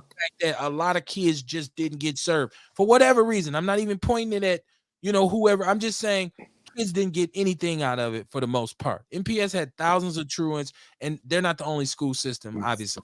To be fair, they're Right. not that struggle. But I'm talking about this $2.5 billion budget right now. I'm talking about Milwaukee, my city, my community. I'm an NPS graduate, right? Like, so I think I might have some vested. My daughter Right. graduated from NPS. I just took my son out. But that services the majority of the kids in my community, so I want to see them prosper. But okay, so for $2.5 billion, and you telling me we still don't really have the shop classes, we don't have the vocational training facilities, so that we'll stop trying to sell these kids that the lie that everybody has to get a liberal arts education. That's just not the truth. Right. It's a great thing to have because I have one. But there's some HVAC cats and some dudes who is electricians and plumbers who get a lot more bread than me, right? And I'm damn Man. near PhD. Um, Man, every time I call my guy, it's a $75 fee just for him to show up. Not even like ain't even fixed shit yet. Just to show up, $75 out my pocket. And I ain't hating get your money, but it's some good money in them trades, man. oh yeah, oh yeah. Especially right now when all you really hear them talking about is the infrastructure. The infrastructure. So we're talking about construction. We're talking about Mm-hmm. contracts to do freeways and highways and build and do buildings and lay concrete. A lot of bread out there for that, right? And our Right. kids ain't getting it. They ain't jumping on. That's why they still stuck in the street. Shout out to them brothers and sisters, them young brothers who are already out there who getting it. Like I'm finna drive this Mm-hmm. truck. I'm finna go learn. I got to pay my dues. I'm gonna get my union card. I'm gonna get all my certifications. Shout out to them. But it's a lot of our young brothers who ain't doing it, right? Like so. Mm-hmm. Earl Henning said only giving $9 million to a school system that they fucked over for our kids since the 60s. Okay, this is just new $9 million, right? NPS just got we talked about it on here. There was the referendum a couple years ago, $85 million. They just got COVID money. They got $100-some million for COVID money. So we 2.5 billion. I didn't say million. Y'all hear what I'm saying? I didn't say million. I Oh, you said said billion. they Oh have man. a $2.5 billion budget. There should be nothing that our kids are not receiving in this school system. I'm sorry. Sorry, but not sorry. He said maybe they can. Why wouldn't they bring back driver's ed? You right, Dre Day. 2.5. I'm gonna say it again. $2.5 billion, and you telling me that we have dysfunctional schools because you don't have the right security? You got 2.5. I think you can up your security. Maybe you don't. Listen, I don't want to say nothing bad about MPS safety because I know it's a lot of brothers and sisters who are they dedicated to it. They want to keep those buildings safe. They in the school. I'm not saying get rid of them or nothing like that. But I'm saying if we got situations where we got schools that really are dangerous, violent places, then we need to have some upgraded security. Maybe you can hire some additional security that's maybe trained to deal with mental health issues, or that have medical training or something in addition to what you have. I feel like you can upgrade them, get them some more training. Because a lot of the security gets overrun. What we had stolies, we still have these cars driving up on the grass, right? And so that tells me that there needs to be something done in terms of law enforcement. We say we got the cops out to school. We don't want them in the schools. This is what I'm saying. Community. What do we do? $2.5 billion. I feel like it's something that can be done. He said they got a lot of student loans to pay back. It's a gatekeepers in the trades, but we can still get some. Yes, yeah, there's. Thank you, Dre Day. Thank you, Dre Day. There we go. See, now we get into the systematic part of it, where we talk about the gatekeepers, right? So you come up, you're a black person. We want to get you motivated, get you off the couch, get you off the block. You said, I'm about to jump in the trades. I'm starting to move. I go take my classes. And then you run into the gatekeepers and the bullshit starts. That's what distracts a lot of black people. But you're right. Still, it's you just got to find ways around it. Rail, she said, did you do a roller set? Sorry, I went off the subject. No, I got my dreads retwisted and I didn't want them down, so I had them French braided into two French braids. I just unbraided my hair. So these dreads, they just got the braid crinkle and shit. She noticed your locks. You got to give her a shake for it. Like, okay, that's it. Like the soul glow and shit, you gotta do it slow. Let your soul glow. Right. Like, trade unions don't want black folks to be plumbers, electricians, and you're right. Okay. Oh, yeah, that's man. Now we get somewhere because now we start talking about having lawyers to back us. Now we can go and sit down and look at all the abuse, all the denial, all of the black people over the years. You take testimonies, you get a class action lawsuit. Now let's call some attention to what they're doing, because you can't, if it shine a light on you, you can't continue to do it. You got to change the way you do it. For a long time, we know that black brothers been getting screwed by unions and no light shined on it. So now let's get the legal part of it and say, no, we're going to go in here with some attorneys. This is what I'm saying. When we getting on code, we having that go back to what Claude Anderson was saying. Run your bread up and then get your politicians, then get your judicial system. And then I think he said the last level to that is media. He said, because you got to be able to control the media to talk to the people, so shout out to what you do, man. You get the people a voice, I'm not, it's people say it's ego shit. Why would you do that? I really just feel like black people just need to have conversations in safe places. Most definitely. Just need a place where we can go and just brainstorm without the whole fuck you, motherfucker. I don't know. You don't know what the fuck you talk about. I beat your motherfucking ass. Like we need spaces where we can go and say. And that's why they need to buy my book, to get emotional intelligence, because that's a prerequisite to have before having these conversations. So think about it. When we get to talking about child support, when we get to talking about, children being touched, watch your kids around kids because kids are touching kids type shit. Like when we get to talking about shit like that, people gonna be triggered.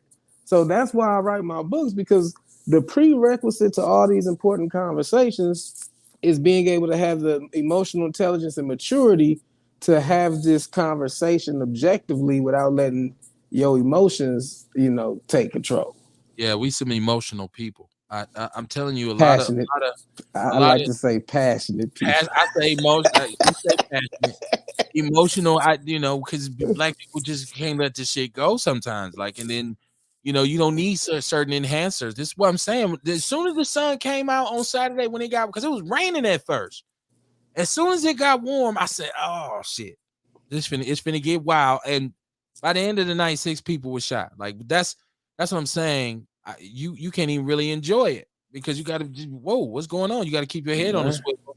Emotionally disturbed people need training. There we go back to the mental health thing. So when we keep talking about it, what do we do? Because one thing we have is a lot of people who are diagnosed, but they're not maintained. They're not, they go get a diagnosis early on, and then they just out here self medicating. We had an issue with the county. Like I see, we got a black man in charge of the county, right? I would say my brother DC gets, and there's a lot of money donated to that. We got to see where it's going. See, once again, we got to stop saying why we don't have the money. That money is laying there, but it's not going to us. Okay, I That see what is you're one of saying. the main issues because there's millions and billions of dollars flowing into the city. It's just going right past our asses, You know what? I was on right through us. Clubhouse. I was on Clubhouse not too long ago, and it's a lady who was in Alabama, but she was saying most states got things for like black people. If you wanted to get back into farming and shit like that, most states have programs like that can get you the land and the equipment. She was just putting me up on game. Like she actually had a contract with Walmart as one of their organic produce providers, a black woman. But yeah, so it's money out there. I'm not familiar with grant. That's one thing I do want to educate myself on grant writing and finding grants. But yeah, it's money out there for the people who got the knowledge and willing to do the footwork. Even when they come with a program here, here go the craziest part. Even when they come with a program here that's supposed to be designed to help us, that deals with one of our issues, more often than not, it's white people running it. It's just Yeah, like yeah. always at the top of the goddamn pyramid, and then the people who actually do the work on the ground is mostly black. Like it's like, no, it's funny how that works, man. It's a crazy Milwaukee dynamic. He said, will it start going to us? They call it embezzlement. Yeah, we already know it's a double standard in this country. You know, oh man, I used to say this all the time on the show. Behind every great fortune, there's a great crime, and Yeah, behind most every great definitely. crime is a white dude. That's what I used to always say on the show. People used Hey, I never thought about it like that. Let me think about it, man. hey, man. Most of the people rich now, they probably got rich off of bootleg and some Right. illegal shit back in the day. Because the rest of us don't get to get away with this shit. They come No. with everything, you go to jail. Like, no, they get to do this shit for generations and then make it corporate and clean it up, right? Like, so yeah, that's the Mm, double standard, man. We see that. And people can't argue with that because you look at the disproportionate conviction rates for black offenders versus white offenders for and a lot of times the same crime. Right. So you can't say that's not true, right? We know that we have an issue with our criminal justice system. See how wide this conversation get? yeah, You see how wide it gets. It's so much more to do. That's why I can't understand why everybody always want to try to do the same thing. Let him do what he's good at over here. You do what you good at over here, and right. we'll make it work in the meantime. Let me see. Let me see. Oh, shout out to Tierman Spencer. We just had City Attorney Tierman Spencer on here. We see now that the city of Milwaukee has already exhausted its allotment to pay off settlements. So it's gonna get hot down there because they didn't overspent their budget for Mm. paying out settlements. So is this a case where now you say, okay, we out of money, now you got to do something criminal with these motherfuckers? Finally, do we do that or do not? I know somehow, somewhere they're gonna blame Brother Spencer for this. Tierman's usually listen to the show. I'm sure he'll call me. We'll chop it up. Not that he divulges information to me, but usually when they put up a false narrative, he'll call me just to let me know, let the people know I'm fighting this fight. And it's transparency, you know what I'm saying? Yeah, Which is cool for somebody who was an elected official to exercise to let you know we down here fighting. But I like to know what's going on, man, because what's gonna happen now? If dude, now you're gonna go over budget, we'll see. mm. Ewok is hitting me back. Ewok was good, man. No, man. I told you, man, when he was on the show that day, he was talking about he liked pushing settlements. What you mean you like pushing settlements and shit? You know what I'm saying? What do you mean by that? Well, we just gonna settle. He just wanna just let everybody else pay for some shit that somebody done wrong and shit. And now he talking about money all go already and shit. I told you, man. I told you. Yeah, I asked him those specific questions that day he was on the air for a reason. Talking about if you want fair, go to the state fair. I don't want to hear that old damn Jesse Jackson ass rhyme shit, man. What the fuck going on? but listen, the one thing he said that you got to remember, He's not over anything criminal. So there's not that's what his office does. They determine and distribute the settlements. So they just give it out. He don't have any Mm-mm. they don't No, all his office does more than just that. it's all You know what I'm civil. saying? That no, man. He has more duties to do than just that. Come on, Kev. No, You a smart man. no, listen at what he said though. They do civil things. They don't do criminal. That's all handled by the DA. That's a fact. They don't do anything criminal out of his office.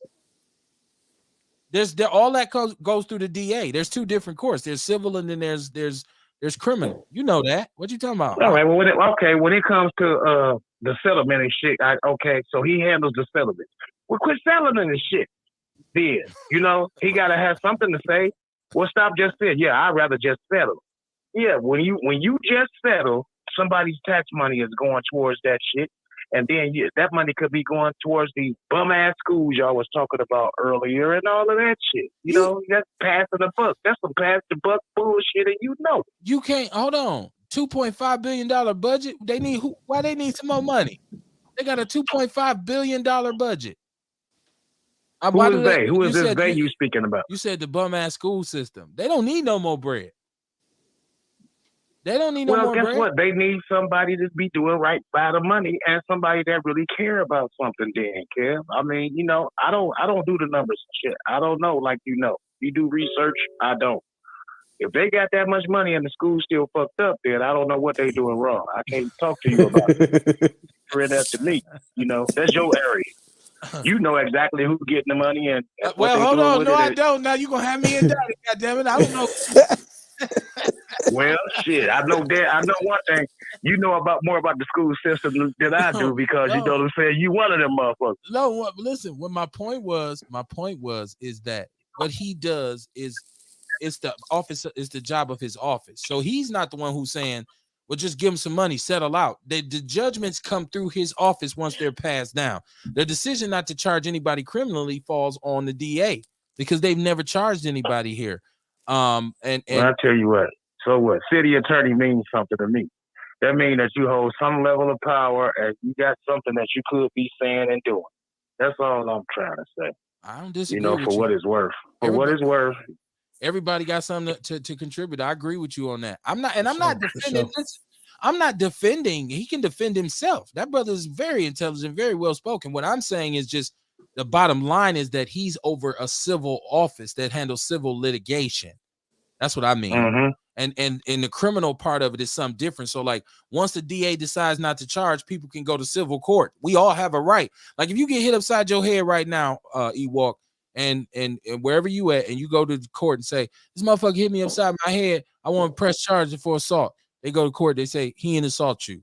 You say, I didn't. Look at my head was busted. No, he didn't assault you. He didn't? No. Okay. Then you go to civil court and say, I want to sue this motherfucker for hitting me upside my head. Look at your head. Is your head busted? Yeah. Did he hit you? Yeah. You got the report? Yeah. Okay, we're gonna give you some money. Here you go. He's not gonna get charged, you're gonna get paid. But the problem is, like you said, this is paid from the taxpayers' pockets. You are right. No, you are right. It is paid from the taxpayers got to pay the money.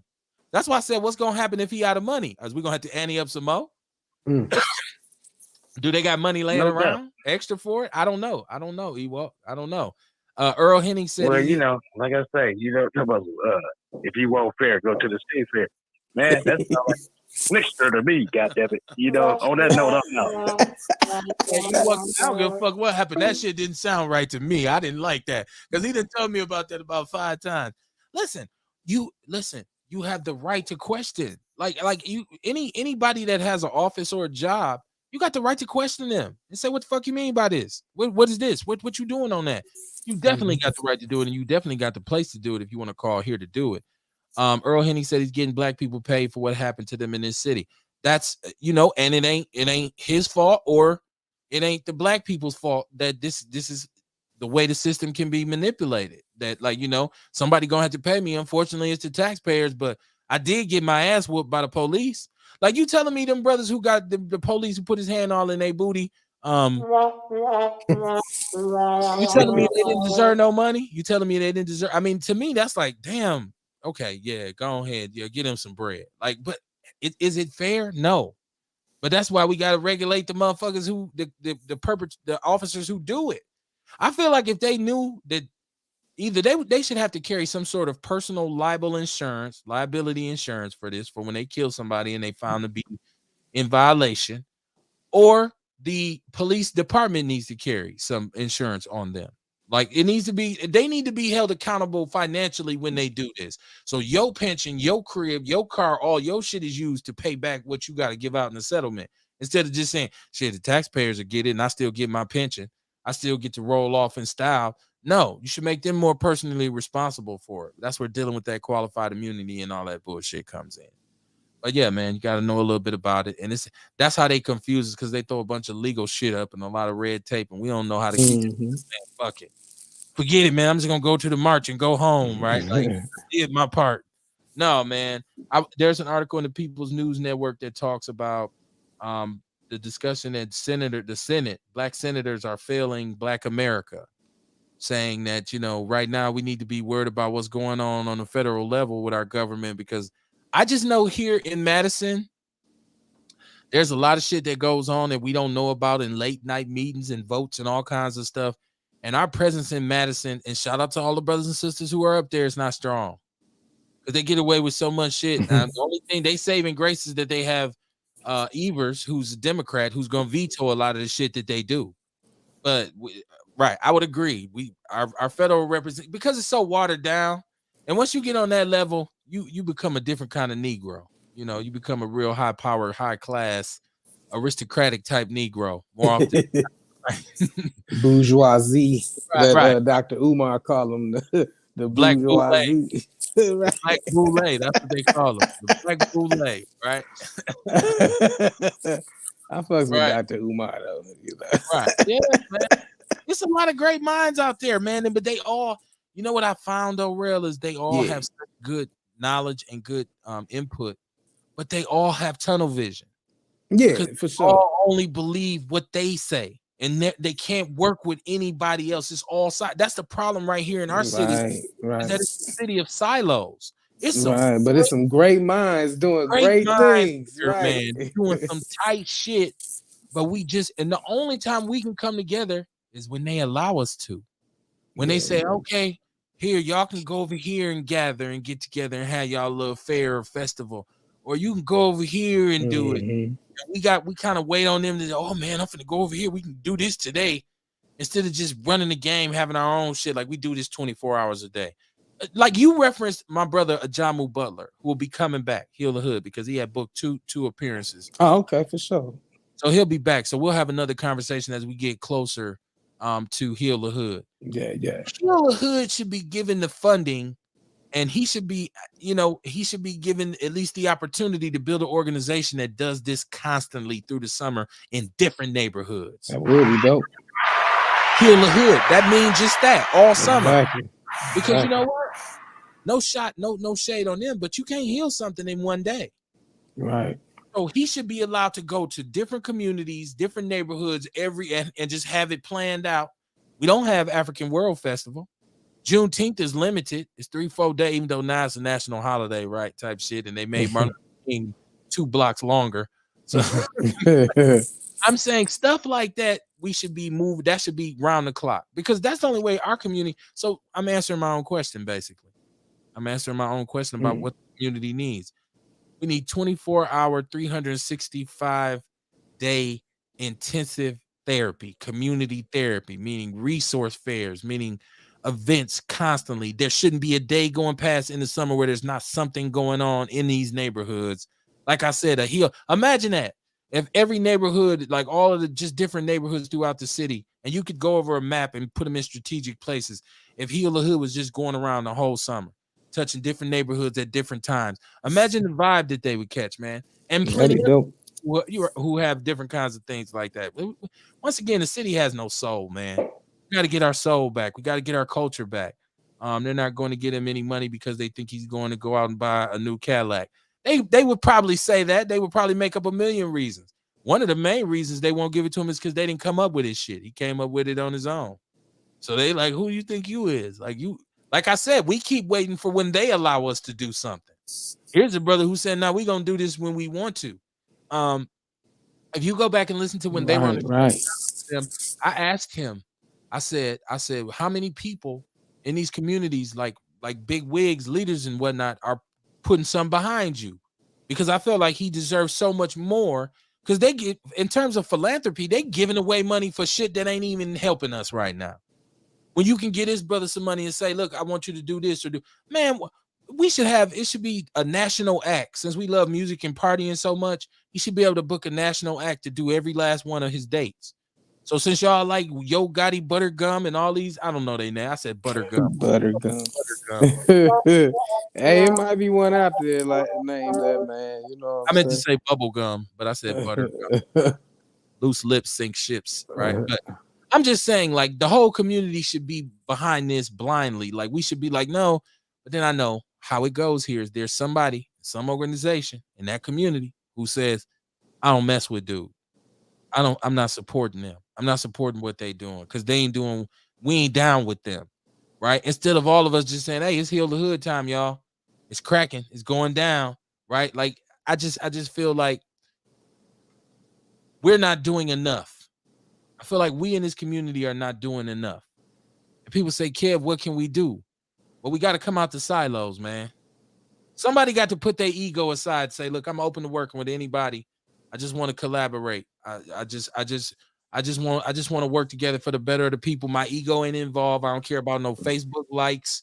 I don't care about no views, none of that. Right. I'm really out here for the people. And that's what we need. Somebody who don't even like is because most of the time cats who be the leaders, they be wanting all the attention. It's not about you. It's about the people you serve. If you a charismatic dude who make a lot of things happen, of course, give you your props. They say give you your flowers. But come on, man, Suge Knight, all up in the video. I mean, they said no, they want you to pay $60 at Summerfest to see a bubblegum, to see bubblegum. Yeah, I mean, Summerfest is gonna be in full bloom this year. Somebody set me straight because as a lifelong Milwaukeean, I've never been to Summerfest because it's Man. mostly by and large built for those other people. Now, don't get me wrong, there's major acts that come through there because people say I seen Earth, Wind, and Fire there, I seen it, but just look at the way they schedule it. I remember they had Big Daddy Kane, who I've always wanted to see live. And they had him come to Summerfest, and I couldn't go because it was in the daytime. I'm like, well, I got important meetings for my job that day. I can't go. And they had him on. It must have been like 1 o'clock in the afternoon, man. It was like 12 people there. I know Kane was like, what a shitty ass city. But he probably remember back in the day, he was hot. People like, who want to see him? I bet you when he go to Chicago or when he go to somewhere else or one of the others, even to St. Louis or somewhere like that, they got him right in the right place, on the venue. Summerfest is like, nah. Because you know why? Because they don't want rap fans. They don't want them black people there after dark. Because heaven knows they got enough drunk white dudes fighting. They don't want to add no drunk black dudes to it. But yeah, so yeah, you're right. They want you to go down there and pay $15 for a cup of beer and all that shit. But see, Yeah. we have so much more to say about that, right?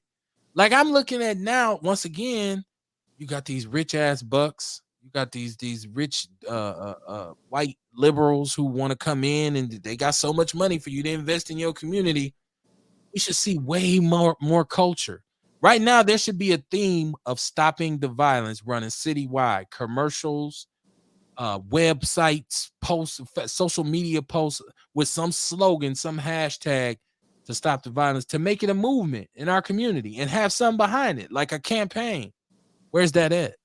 Where's that at? Like we should have people going to the schools right now, speaking. Man. All the fucks, all of the brewers. This is all hands on deck. We already almost tripled the murder rate of where we were last year at this time. And summer it ain't even summer like that yet. So it should be all hands on deck, man. Everybody should be putting down their egos and saying, man, we got to go out here. Even you religious people, right? I just told y'all I believe in the Trinity. I believe in God. I believe in all of that. I was raised in the church, but I don't see the connection between them churches and the community. I don't see it there. It's not there. And the pastors didn't want to come out. My time in grassroots organizing, being out here on the front lines at protests, yes, your boy did that. Community organizing, all of that. Guess who wasn't out there? The church people. They didn't want to rock with us. They didn't want to show us no love. And they were anti for they had a whole different agenda. But then when the city announced that they was gonna raise them property taxes, they was like, shit, we finna go to city hall and interrupt the meeting. And nobody wanted to go down there and support them, and people were wondering why. Well, this is why. Now you want to come talk? It's a deep dive. But how I'm talking, I guess that makes a lot of people say, this is why we can't come together because people like you calling people out. I'm just, if they was to have come in and have a real relationship and we could all work together, I would give them their props and say, man, I like what they doing over here. So if you know of somewhere, inform me on that. I don't want to just put it like, because I know people get, like you said passionate, I said emotional. All in they damn quick to put something on their damn mama. Poor mama don't know nothing about my mama. What your mama got to do with this? He said Earl Henny said sponsored by the Boulder Man. Yeah, Barada. And he's already going through. Finally, he's getting charges. This dude been the most egregious slumlord. It's just Man, get away with it, dude. Like but once he again, on half the north side, man. So his tactic must be lucrative. man, once again, where we have allowed in Milwaukee every other group to come in here and take from us. I said it once, I'll say it 1,000 times. Why do we buy fried chicken and fried fish from Arabs? How have Arabs come and cornered the market on food that we fried? And don't get me wrong, people say it ain't healthy. Yeah, there's all kinds of alternatives now. Because if we had fried chicken joints, we could have the vegetarian chicken and all. We could offer that too. If we had the restaurants, we don't. How is it that we buy gas and cigarettes and all this junk food and all this shit from Arabs in a community that's 40% black? We got one black gas station, one African, so it's two, one African and one black American.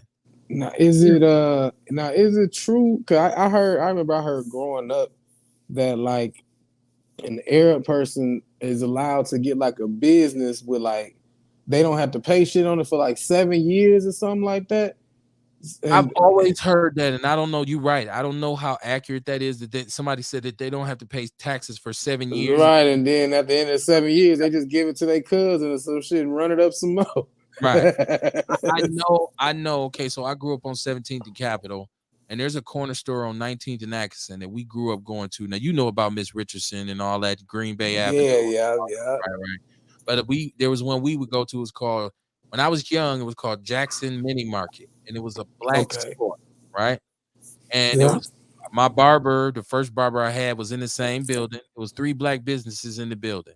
Okay. In the early 80s, Arabs purchased that store. It's still Arab owned to this day. Mm-hmm. So there has to be some system that they're utilizing to be able to afford. Because if that's the case, how come, okay, some black people bought it this year, or next year some Italian people bought it? No, this is Arab. And they be having all kinds of signs and shit up in their store. You don't even know what they mean. They talking in their language. This is the part of the city in Milwaukee. So it sounds real feasible that they might get that tax break. Like, just, I mean, I believe this there. I believe it's there. But once again, man, there's no reason if we just tore down the silos and just really got together, because all of us got so much to offer, right? Right. Like, imagine if all these organizations in this city that are supposedly in the community for the good just threw their support and I had to ask a John Moe, and if he was even open to it, if they just threw their support behind him and said, whatever you doing, we with you. Whatever you need from us, we got you. Give us a roof, give us a table. Let's put our money together and get a national act. So at this one you have, like I said, Yo Gotti, and at this one you have little NBA, whoever. I don't know these little dudes' name. You bring them dudes to come in front of young people and say, man, y'all got to chill the peace and chill the war and go for peace. It probably won't help because they can't do that. Their records labels won't let them do that. Like, you got to our money. You got to keep telling these little niggas to drink some lean and kill themselves. Right. These record labels on the same prison systems that this music get them put into. So yeah. They know how to help each other out. They're not scared of one has more than the other one. And yeah, they look out for each other. You're right. We got to get back to solidarity, man. It's so out of all the questions we asked tonight, out of all the problems we discussed, did you notice that there's a great deal of them that we could fix ourselves? Now, when we talk about the federal stuff and the judicial stuff, and that's going to take some more work, but a lot of the stuff we could do ourselves, and it start with us coming out. We used to talk about some village, right? Yeah, nation raise village, take a nation village to raise children. Children take a village. Well, now in these villages, everybody stay in their TP. Nobody knows what how to move together, how to get together, how do we deal with each other. We got to come out the silos. Is my point. I know that was a fucked up metaphor. You know how you Now, you know how you plan for some shit to come out real smooth and then right, right. people like, ah, damn. But it's unfortunate nowadays. Like one of the things that I see happen is just like you said, how the village kind of dissolved because nowadays you could try to talk to somebody else's child with love and honestly having intention of their well being, and like let's just be real, man. Sometimes some parents are only parents when there's drama involved. You know what I'm saying? Like even the parents that don't go up to the school until it's time to fight the child that done whoop their child ass. You know what I'm saying? So that's what killed the village because now I say something to your child, now we might end up having problems and we come to heads Right. because so it's just again that emotional intelligence is Gotta get needed. man. I'm open to work with anybody. We're open to working with anybody. You got something positive you doing for the community, please hit us up. We live by that. I try the way I do the show is just like even with you, Rail. I met you, you had a positive message, you had a lot going in terms of what you wanted, what your vision for the community was. I felt like, hey man, that's a brother who needs a microphone in front of him. So I appreciate that, man. I'm open to the community coming in and For getting sure. down, build our own thing, our own network. We should have our own media circuit up here, right? Because we know the one that we got, the mainstream media doesn't serve our greater purpose. They don't even Right. really, they don't even really report out on anything that's positive in our community. Got to No. do for Milwaukee. We got to do for self, man. Right. Uh, says Earl Henning says set up a black village like in South Carolina. We got to do something, man. I'm not here to tell you what. I For just know sure. we need to do something. I want y'all to rock with me tomorrow. I'll do the Big Black Sports Show. And like I was talking about that gang thing earlier, because I wanted to get to you said you were on Clubhouse, so I want to ask you about the whole Whack 100 Hassan Campbell beef, but it's a greater thing to this because it is Crips and Bloods and gang banging involved, and this whole thing with the streets. And like I said, right now we have a problem with gangs. In 2022, what really? Black people really?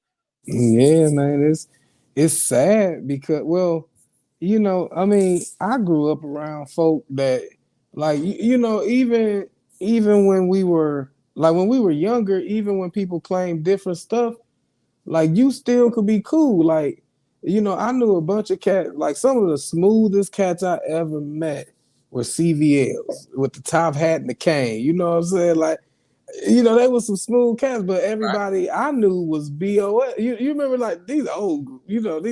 I know But you don't. Yeah, I know. Don't yeah. Don't but indict. so right, so it's like even then you could still be cool because it was about getting your money. Mm-hmm. Like at the end of the day, we doing business. Like it was about your money. It wasn't about looking good. I think people too concerned about images now, and they get real hurt. So with this gang stuff, man, nowadays I don't even know if it's just you know cats not liking other cats and finding a reason not to like them because of different affiliations. I just okay. So I just feel like our generation, we got to be better examples, right? All those of us who have been in this game, who've been out here in these streets, who know what's going on, we have lost touch with our young people, and the gang shit is going crazy again in 2022. Um, you look around the country with some of the mass shootings. Some of these people say, Yeah, well, that was set up by this or that. I know the one in California was gang related. And I'm not saying black people don't need to get together in order to protect their communities and their neighborhoods, their neighborhoods. But I do believe there has to be some kind of structure to it, right? Like, yeah, and for us, and I'm 46, right? Like, so it's a lot of brothers in my age and a little bit older. You got to let the shit go about you still being a gangster and you still being a thug and all that, and start mentoring and passing knowledge on to these mm, young because, and I don't know how we gonna fix this because we got a whole lost generation. But the gang shit should not still be a problem. At what point do we get tired of the bullshit? This no matter what we said tonight, whether you agreed or disagreed, or whether you liked the show, or whether you say these motherfuckers trash, I'm never listening to it again. The one question you got to understand that we're asking is, at what point is enough enough? At what point are we going to finally say, as a community in this city, as a population of black people, say enough of the bullshit? Fuck all that killing, and that shit has to stop. And we need to be at each other about it, like not just saying it. We need to be telling your homeboy when he's getting a little, hey man, chill, man. Right, right. That's dead, bro. We that's got to stop. At what point do we wake up and say that? Or, like I said, is gentrification the only way that this thing gonna get start asking yourself, you're gonna have to choose or lose. That's one thing about it. Sooner or later, you're gonna have to make a decision, right? And so that's where we're headed as a city right now. So, like I said, man, I watch all the foolishness on YouTube, and I'm looking at this whole Hassan Campbell, Whack 100, and all this, and this Crips and this Bloods and Clubhouses. I'm glad I'm a little too old for Clubhouse right now. I listen to it on YouTube, and I hear how they go Yes. back and forth, and I'm Well, like, yeah, I'm not gonna jump it's in on that. I mean, you know what I'm saying? It's like any other platform. You got your ignorance and pettiness. And like me, fam, I fuck with all the hippies, stoners, Oh, okay. shroomers. You know what I'm saying? So we talking philosophy, we talking fifth dimension shit. But Okay. I don't go in them. So the other groups you gonna get, like the petty groups, is either gonna be that gang shit, that celebrity shit, or then that men versus women shit. I don't fuck with none of them because Yeah, I'm not with that either. That's you know, 562. All that old Kevin said, yeah, I'm not, yeah, no. right. But Right. hurt people looking for more people to be hurt with. We all looking for somebody to vibe on our frequency, and people go on there so they can whine together and hate together. Whereas I'd rather, elevate together and love together type shit. So they got rooms on there for that too. And y'all better be on the lookout, because coming to a park near you, I'm gonna jump out my truck or a car one day and invade y'all space, because I got some RC stuff that's ready to scream. I did get to Hey, get some prime time in. This is my boy, but my son and my nephew kind of took the radios from me and just. I think my son had okay. forgotten how fun it was, and then he kind of said, "Oh, But what?" that's dope. That's dope Right? that you Yeah. reintroduced them to it. My Yeah, kids just asked know, me for some. I got so many. It's like it's a part of our family, so there's no way Oh, you can get around okay. it if you live with us. So he's Yeah, never forgotten. He just, a teenager, kind of got away from. That's what we used to do yeah. when he was little. And the other day, I think he said, "I forgot how fun these motherfuckers was." Right. I'm trying to set up some, because I know some other brothers who do this. So if you out there and you into RC, if you know what I'm talking, Hey, if I you know, got that group, remotes and hoes, because right, it's for right. hobbies and gardening for our mental health. So I'm trying to get all the brothers I know together, because I know a bunch of brothers who do what we do, and I'm trying to get together so we can set up an event, go somewhere and do it. And I guarantee you, watch the kids, watch the families, watch people Man, be. watch the adults. One of the reasons I don't go to open places with a lot of my top tier RC stuff is because people stop in their cars. Like people pull over, people, and I be like trying to, like leave me alone. I'm rolling, I'm moving. Right, And let me drive. Let me do how fast it and all this. So right. if we can put this event together, it will draw a lot of people and a lot of interest. I'm thinking about some drag race type shit. I'm down. We can talk. Shout out to Jesse Vaughn, who usually listens to the show. I went Yeah, to that's my homie, man. He got some yeah, good ass remote control cars yeah. too. Then my homie Daryl, they in the group. Yeah, I put Jesse. Jesse came in through the door when we went to grad school together with Oh, me, because I okay. used to have the car action magazines, and he used to be like, "Man, I always wanted. Let me see one." And I gave him one time and showed him what I had it, because I had just basically started my collection. But long story short, man, that's a way for us to really get with. And I had my For brother, shout sure. out to my brother, Dre. Dre is always talking to me about trying to do something just to, like, brothers get together and go show it. That's another move with intentional solidarity, when we can get together and do that and have a good time and talk shit and race cars, and Right. might be able to put a little money up or something, put your Hey, you know what I'm name in, saying? And right? then think about the revenue that could generate for somebody who get to specializing in souping shit up or painting shit, customizing shit. That's just more avenues of bread. You know what I'm Well, saying? you can get our young people on the path to STEM For education sure. and a lot of different stuff. So to get technical with it. So, but we gonna chop it up about that, man. Like I said, because I know I got some big boys that's I got that was an accident. I got a lot of big That's boys that all needs to good. be aired out. So we're gonna get Yeah, it together, man. I In the feel meantime, you. meantime, man, y'all tune in tomorrow night for the Big Black Sports Show with me and Coach Tank. Shout out to Tank, Larry Purdue, because it's a lot going on in sports, and Tank is a local high school coach and trainer, so he works with the kids. I coached high school football for about 12 years, so we got to do better for our young people, man, and get them on the path for that. But we'll be on tomorrow night. There's a lot of shit going on. If you're a Packer dude like myself, got this draft coming up Thursday, and we still watching these Bucks. I don't know. We still watching these Bucks, so we'll see. But so we'll see you tomorrow for that, man. It's very important that you understand, man, that you have more to do with the outcome of the situation than you're giving yourself credit for. And I think that's the thing with Milwaukee is there's a lot of people who just don't believe that they can make an influence. I mean, an impact or have any influence on the community, and that's not true.